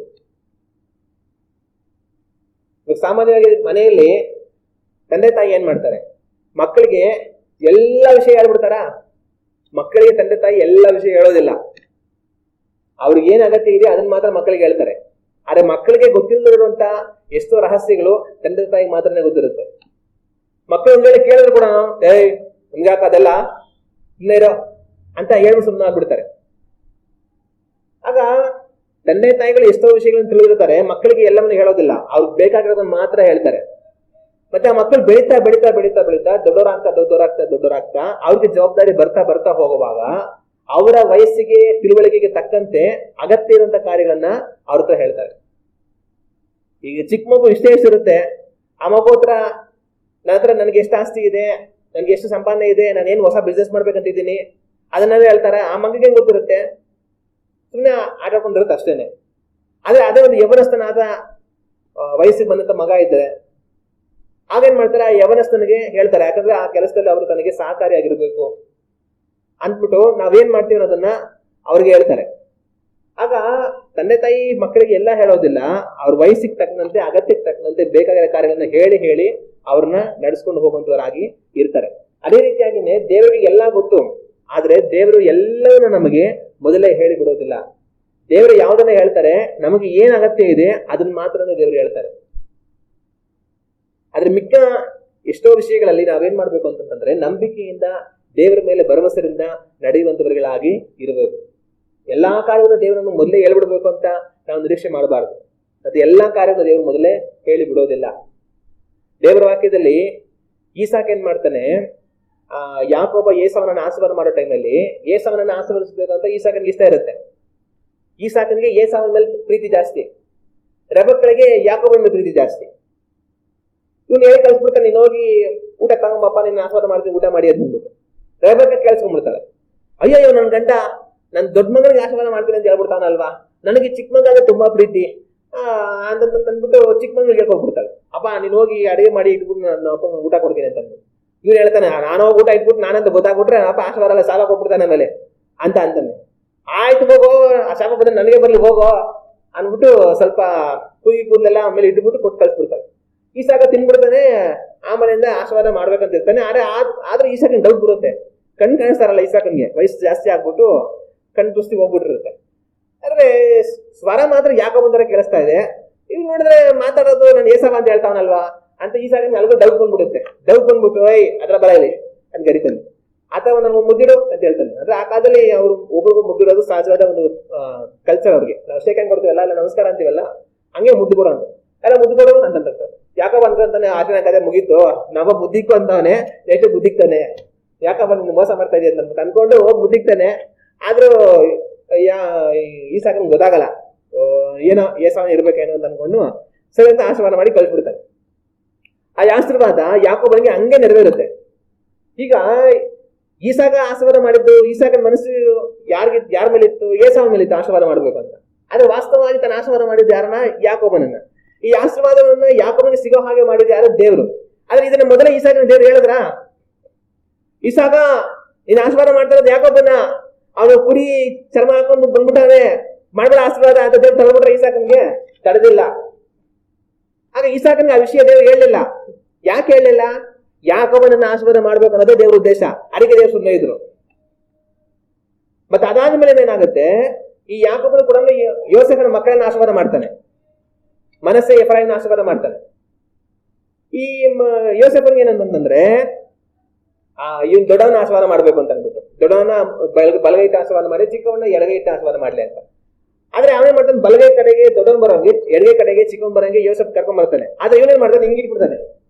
ಹಿಂಗಿಟ್ಟು ಬಲಗೈ ಹಿಂಗ ಇಟ್ಟು ಎಡಗೈ ಅವ್ನಿಗೆ ಆಚಾರ ಮಾಡ್ತಾ, ಅಯ್ಯೋ ಏನಪ್ಪ ದೊಡ್ಡವನ್ನ ಬಲಗೈ ಇರೋದಂದ್ರೆ ನಪ್ಪ ಹಿಂಗಿಟ್ ಬಿಡ್ತಲ್ಲ ಅದು ತಂದ್ಬಿಟ್ಟು ಕಡೆ ಹೋಗ್ತಾನೆ. ಅಪ್ಪ ಹಿಂಗಲ್ಲ ಅಂತ ಯಾಕಪ್ಪ, ಅಪ್ಪ ನನಗೆ ಗೊತ್ತು, ಸುಮ್ಮನೆ ಇರೋ ನೀವಪ್ಪ ನಾನು, ಆದ್ರೆ ದೊಡ್ಡವನಿಗಿಂತ ಚಿಕ್ಕವನೇ ಜಾಸ್ತಿ ಆಶೀರ್ವಾದ ಹೊಂದೋದು ಅಂತ ಅಂದ್ಬಿಟ್ಟು ಹಂಗಿಟ್ಟು ಆಶೀರ್ವಾದ ಮಾಡ್ತಾನೆ. ಆದ್ರೆ ಇದನ್ನ ಯೋಸೇಫನಿಗೆ ದೇವ್ರು ಹೇಳಿದ್ರ, ಐಕ್ಯ ದೇಶದಲ್ಲೇ ಬರುತ್ತೆ, ಬರ ಬರುತ್ತೆ, ಎಲ್ಲ ಕಾಪಾಡ್ಬೇಕು ಎಲ್ಲಾ ದೇವ್ರು ಹೇಳಿದ್ರು. ಆದ್ರೆ ಅವ್ರ ಮಕ್ಕಳಲ್ಲಿ ಯಾರು ಶ್ರೇಷ್ಠವಾದವನ್ ಆಗ್ತಾನೆ ಅಂತ ಯೋಸೇಫನಿಗೆ ಗೊತ್ತಿಲ್ಲ. ಯೋಸೇಫನ ಉದ್ದೇಶ ದೊಡ್ಡವನ್ ಚೆನ್ನಾಗ್ ಆಗ್ತಾನೆ, ಚಿಕ್ಕವನು ಸಹಜವಾಗಿರ್ತಾನೆ ಅಂತ. ಅದ್ರ ದೇವ್ರ ಉದ್ದೇಶ ಚಿಕ್ಕವನ್ ದೊಡ್ಡವನ್ ಆಗ್ತಾನೆ, ದೊಡ್ಡವನ್ ಚಿಕ್ಕವನ್ ಆಗ್ತಾನೆ ಅಂತ. ಆಗ ಯೋಸೇಫನಿಗೆ ಅದು ಗೊತ್ತಿಲ್ಲ. ಇದೇ ತರ ದೇವ್ರ ವಾಕ್ಯದಲ್ಲಿ ಎಷ್ಟೋ ಕಾರ್ಯಗಳನ್ನ ನಾವು ನೋಡೋದಕ್ಕೆ ಸಾಧ್ಯ. ಎಲೀಷನ ಕಾಲದಲ್ಲಿ ಏನಾಗುತ್ತೆ ಅಂತಂದ್ರೆ, ಎಲೀಷಾ ಒಂದ ಅಮ್ಮ ಎಲೀಷನಿಗೆ ಇರೋದಕ್ಕೆ ಜಾಗ ಕೊಟ್ಟು ಊಟ ಕೊಟ್ಟು ಎಲ್ಲಾ ಮಾಡಿರ್ತಾಳೆ. ಆಗ ಮಕ್ಕಳಿರೋದಿಲ್ಲ, ದೇವ್ರ ಮುಂದೆ ಒಂದು ಕಾಲದಲ್ಲಿ ಮಕ್ಕಳು ಕೊಟ್ಟು ಆಶೀರ್ವಾದ ಮಾಡ್ತಾರೆ. ಆ ಅಮ್ಮ ನನ್ನ ಸೇವಕನಿಗೆ ಉಪಕಾರ ಮಾಡಿದ್ದಕ್ಕೆ ದೇವ್ರು ನನಗೆ ಪ್ರತಿಫಲ ಮಾಡೋದಕ್ಕೆ ಸಂತೋಷ ಪಡ್ತಾಳೆ. ಆದ್ರೆ ಮುಂದಕ್ಕೊಂದು ಏನಾಗುತ್ತೆ, ಎಲೀಷಾ ಎಲ್ಲ ಒಂದ್ ಕಡೆ ಹೋಗಿದ್ದಾಗ ಈ ಹುಡುಗ ಸತ್ತೋಗ್ಬಿಡ್ತಾನೆ. ಸತ್ತೋಗ್ಬಿಟ್ಟಾಗ ಏನ್ ಮಾಡ್ತಾಳೆ ಅಂತಂದ್ರೆ, ನನಗೆ ಪ್ರಾರ್ಥನೆ ಮಾಡಿ ಈ ಮಗುನ ದೇವ್ರು ಕೊಡೋ ಹಾಗೆ ಮಾಡಿದ್ದು ಎಲೀಷಾ ತಾನೆ, ಎಲೀಷನ ಹತ್ರಕ್ಕೆ ಹೋದ್ರೆ ದೇವ್ರು ಖಂಡಿತ ಏನೋ ಮಾಡೇ ಮಾಡ್ತಾರೆ ಅಂತಂದ್ಬಿಟ್ಟು ಮಗುನ ಮನೇಲಿ ಮಲಗಿಸ್ಬಿಟ್ಟು ಎಲೀಷನ ಹತ್ರಕ್ಕೆ ಹೋಗ್ತಾಳೆ. ಎಲೀಷಾ ಬರ್ತಾ ಇರುವಾಗ ಎಲೀಷನ್ಗೆ ಗೇಹಜಿ ಇರ್ತಾನೆ. ಗೇಹಜಿ ದೂರದಲ್ಲೇ ನೋಡ್ತಾನೆ. ನೋಡ್ಬಿಟ್ಟು ಇದನ್ನ ಹೇಳ್ತಾನೆ, ಅಲ್ಲಿ ಆ ಶೂನ್ಯ ಮೇಲಾದ ಸ್ತ್ರೀ ಬರ್ತಾ ಇದ್ದಾಳೆ ಅಂತಂದ್ಬಿಟ್ಟು. ಸರಿ ಅಂತ ಇವನು ಹೋಗಿ ಕೇಳ್ಕೊಂಬೋದು, ಚೆನ್ನಾಗಿದ್ದಾರೆ ಮನೆಯವರೆಲ್ಲ ಅಂತ ಎಲೀಷಾ ಕಳಿಸ್ತಾನೆ. ಇವನು ಹೋಗ್ತಾನೆ, ಚೆನ್ನಾಗಿದಾರಲ್ಲ, ನಾವು ಚೆನ್ನಾಗಿದ್ದಾರೆ ಅಂತ ಅಂದ್ಬಿಟ್ಟು ಬಂದ್ಬಿಡ್ತಾರೆ. ಕೊನೆಗೆ ಎಲೀಷನ ಹತ್ರ ಬಂದಿದ್ದೆ ತಡ ಅಮ್ಮ ಎಲೀಷನ್ ಕಾಲಿಗೆ ಬಿದ್ದು ಬಿಡೋ ಅಂತ ಅಳ್ತಾಳೆ. ಈ ಗೇಹಜಿಗೆ ಕನ್ಫ್ಯೂಷನ್ ಆಗುತ್ತೆ, ಏನ್ ಅಮ್ಮ ಬಂದು ಹಿಂಗೆ ಒಂದೇ ಸಮಯ ಹಿಂಗ್ ಅಳ್ತಾವಳಲ್ಲಪ್ಪ, ಏನಪ್ಪ ಆಯ್ತು ಅಮ್ಮನಿಗೆ ಅಂತ ಅಂದ್ಬಿಟ್ಟು ಅಮ್ಮನ ಸ್ವಲ್ಪ ಸಮಾಧಾನ ಮಾಡೋ ಪ್ರಯತ್ನ ಮಾಡ್ತಾಳೆ. ಸುಮ್ಮನೆ ಅಮ್ಮ ಯಾಕಮ್ಮ ಹಿಂಗ್ ಅಳ್ತಾ ಇದೆಯಾ, ಒಳ್ಳೆ ಕಥೆ ಆಯ್ತಲ್ಲ ನಿಂದು ಅಂತಂದ್ಬಿಟ್ಟು ತಡೆಯೋ ಪ್ರಯತ್ನ ಮಾಡ್ತಾಳೆ. ತಡೆಯೋ ಪ್ರಯತ್ನ ಮಾಡಿದಾಗ ಆಗ ಎಲೀಷಾ ಏನ್ ಹೇಳ್ತಾನೆ, ಆಕೆನ್ ಬಿಡು, ಆಕೆ ತಡಿಬೇಡ. ಆಕೆ ಮನಸ್ಸಲ್ಲಿ ಏನೋ ತುಂಬಾ ನೋವಿದಂಗೆ ಅನ್ಸುತ್ತೆ, ಆದ್ರೆ ಆಕೆಗೆ ನೋವಿಗೆ ಕಾರಣ ಏನು ಅನ್ನೋದನ್ನ ದೇವ್ರು ನನಗೆ ತಿಳಿಸಿಲ್ಲ. ಆಕೆಗೆ ತುಂಬಾ ನೋವಿದೆ ಅನ್ಸುತ್ತೆ, ಆದ್ರೆ ಆಕೆ ನೋವಿಗೆ ಕಾರಣ ಏನನ್ನೋದನ್ನ ದೇವರನ್ನು ತಿಳಿಸ್ತಿಲ್ಲ. ಅದನ್ನ ನನಗೆ ದೇವರು ಮರೆ ಮಾಡಿದ್ದಾರೆ, ಏನಂತ ವಿಷಯ ಗೊತ್ತಿಲ್ಲ. ಆದ್ರೆ ಆಕೆ ತಾನು ತುಂಬಾ ಬಾಧೆ ಪಡ್ತಾ ಇದ್ದಾಳೆ. ಆಕೆ ಬಾಧೆ ತಡಿಬೇಡ, ಬಿಟ್ಬಿಡು ಅಂತ ಗೇಹಜಿಗೆ ಎಲಿಷಾ ಹೇಳ್ತಾನೆ. ಆಮೇಲೆ ಆ ಅಮ್ಮ ಹತ್ತು ಸುರ್ಕೊಂಡು ಬಾಧೆ ಪಟ್ಟು ಕೊನೆಗೆ ಹೇಳ್ತಾನೆ, ನನ್ ಮಗ ಸತ್ತೋದ, ನೀವು ಪ್ರಾರ್ಥನೆ ಮಾಡಿ ದೇವ್ರ ಕೊಟ್ಟಿನ ಮಗ ಸತ್ತೋದ, ಅದಕ್ಕೆ ನಾನು ಬಂದಿದ್ದೀನಿ, ಇಲ್ಲಿಗೆ ಏನ್ ಮಾಡ್ಬೇಕಂತ ಗೊತ್ತಿಲ್ಲ ಅಂತಂದ್ರೆ ಆನಂತರ ಹೋಗಿ ಎಲಿಷಾ ಮಗನನ್ನ ಎದುರಿಸೋದನ್ನ ದೇವ್ರ ವಾಕ್ಯದಲ್ಲಿ ನಾವು ಕಾಣ್ತೇವೆ. ಆಗ ಎಲಿಷನಿಗೆ ದೇವ್ರು ಎಲ್ಲಾ ಹೇಳ್ತಾ ಇದ್ರು, ಪಕ್ಕದ ದೇಶದ ರಾಜ ಮಲಗೋ ಕೋಣೆಯಲ್ಲಿ ತೀರ್ಮಾನ ಮಾಡ್ಕೊಂಡು ನನ್ನ ಸೈನ್ಯಗಳನ್ನ ಇಲ್ಲೆಲ್ಲಿ ಕಳ್ಸೋಣ, ಇಸ್ರಾಯೇಲ್ಗಳನ್ನ ಯಾವ ತರ ಅಟ್ಯಾಕ್ ಮಾಡೋಣ ಅಂತ ಅನ್ಕೊಂಡು ತನ್ನ ರೂಮಲ್ಲಿ ತಾನು ಮಾಡ್ಕೊಳ್ಳೋ ಆಲೋಚನೆಯನ್ನ ಎಲಿಷಾ ಬಂದು ಇಲ್ಲಿ ಇಸ್ರಾಯೇಲ್ ರಾಜರಿಗೆ ಹೇಳ್ಬಿಡ್ತಾ ಇದ್ದ. ಆಗ ಆ ರಾಜನಿಗೆ ಫುಲ್ ಟೆನ್ಷನ್ ಆಗ್ಬಿಡುತ್ತೆ, ನಮ್ಮಲ್ಲಿ ಯಾರೋ ಒಬ್ಬ ಇಸ್ರಾಯೇಲ್ ರಾಜರ ಕಡೆ ಇದ್ದಾರೆ, ನೀವ್ ಯಾರೋ ದ್ರೋಹ ಮಾಡ್ತಾ ಇದ್ದೀರಾ, ನಮ್ ವಿಷಯ ಎಲ್ಲ ನೀವು ಮೊನ್ನೆ ಅವ್ರಿಗೆ ಹೇಳ್ಬಿಡ್ತೀರಾ, ನಾವ್ ಅಲ್ಲಿ ಹೋಗಿ ಅದನ್ನ ಮಾಡೋಷ್ಟರಲ್ಲಿ ಅವ್ರಿಗೆ ಗೊತ್ತಾಗ್ಬಿಟ್ಟು ಕಾರ್ಯ ಎಲ್ಲ ಬೇರೆ ತರ ಆಗ್ಬಿಡ್ತಾ ಇದೆ, ಯಾರೋ ಅವ್ರ ಕಡೆಯವ್ರು ನಮ್ಮಲ್ಲಿ ನೀವು ಯಾರೋ ಮುಚ್ಚಿಕೊಂಡಿದ್ದೀರಾ ಅಂತ ಅನ್ಬಿಟ್ಟು ಆ ರಾಜಕ್ಕೆ ಹೇಳ್ತಾರೆ. ಕೊನೆಗೆ ಅವ್ನು ಹೇಳ್ತಾನೆ, ಆ ಸ್ವಾಮಿ ಹಂಗೆಲ್ಲ ಇಲ್ಲ, ಅಲ್ಲೊಬ್ಬ ಎಲಿಷಾನ ಪ್ರವಾದಿ ಇದ್ದಾನೆ, ನೀನ್ ರೂಮ್ ಕೂತ್ಕೊಂಡು ಏನೋ ಯೋಚನೆ ಮಾಡ್ಕೊಂಡ್ರು ಅವ್ನು ಗೊತ್ತಾಗ್ಬಿಡುತ್ತೆ, ಅವ್ನು ಹೇಳ್ಬಿಡ್ತಾನೆ, ಹಿಂಗಾಗಿ ಆಗ್ತಾ ಇರೋದು, ನಾವೇನ್ ಮಾಡಕ್ಕಾಗಲ್ಲ, ನಾವ್ ಹೆಂಗ್ ಹೋದ್ರು ಕೂಡ ಅವರು ಅದನ್ನ ಮೊದ್ಲೇ ತಪ್ಪಿಸ್ಕೊಂಡ್ಬಿಡ್ತಾರೆ ಅದರಿಂದ ಅಂತ ಅನ್ಬಿಟ್ಟೆಲ್ಲ ಹೇಳಿದಾಗ, ಹಂಗಾದ್ರೆ ಮೊದಲು ಅವನೇ ಹಿಡೀರಿ, ಯಾರನ್ನ ಎಲಿಷನ ಅವ್ನು ಹಿಡ್ಕೊಂಡ್ಬಿಟ್ರೆ ಅವ್ನು ಅವ್ರಿಗೆ ಹೇಳಕ್ಕಾಗಲ್ಲ ಅಂತ ಅನ್ಬಿಟ್ಟು ಎಲಿಷನನ್ನ ಹಿಡಿಯೋದಕ್ಕೆ ಸೈನ್ಯವನ್ನು ಕಳಿಸ್ತಾನೆ. ಆಗ್ಲೇನೆ ಗೇಹಜಿ ಮಲ್ಕೊಂಡು ಬೆಳಿಗ್ಗೆ ಎದ್ಕೊಂಡು ಭಾಗ ತೆಗೆದು ನೋಡ್ಬಿಟ್ಟು ಗುರೆಲ್ಲ ಎಲ್ಲ ಫುಲ್ ಸುತ್ಕೊಂಡ್ಬಿಟ್ಟಿರ್ತಾರೆ ಮಿಲಿಟರಿ ಅವ್ರು ಬಂದ್ಬಿಟ್ಟು. ಇವ್ನಿಗೆ ಅಯ್ಯಯ್ಯ ನಮ್ ಕತೆ ಮುಗಿದೈತು, ಎಲಿಷಾ ಸ್ವಾಮಿ ನೋಡಪ್ಪ ಯಾಕೆ ಬಂದ್ಬಿಟ್ಟಿದ್ದಾರೆ, ಎಲ್ಲ ಸುತ್ತಾಕೊಂಡ್ಬಿಟ್ಟಿದ್ದಾರೆ, ಅಟ್ಟಿ ನಮ್ ಕತೆ ಮುಗಿಸ್ಬಿಡ್ತೇವೆ ಹೊತ್ತು ಅಂತ ಹೇಳ್ತಾನೆ. ಆಗ ಎಲಿಷಾ ಹೇಳ್ತಾನೆ, ದೇವರೇ ಕಣ್ತೆಗೆಯಪ್ಪ ಅಂತ ಅಂದ್ಬಿಟ್ಟು ಅವ್ರ ಕಡೆಯವ್ರಿಗಿಂತ ನಮ್ ಕಡೆ ಜಾಸ್ತಿ ಇದ್ದಾರೆ ನೋಡು ಅಂತಂದಾಗ ಎಲಿಷನ ರಕ್ಷಣೆಗಾಗಿ ಬಂದಂತ ಅಗ್ನಿಮಯವಾದ ರಥರಥಾಸ್ತ್ರಗಳು ಆ ಪರ್ವತಗಳ ಸುತ್ತ ನಿಂತಿರುತ್ತೆ.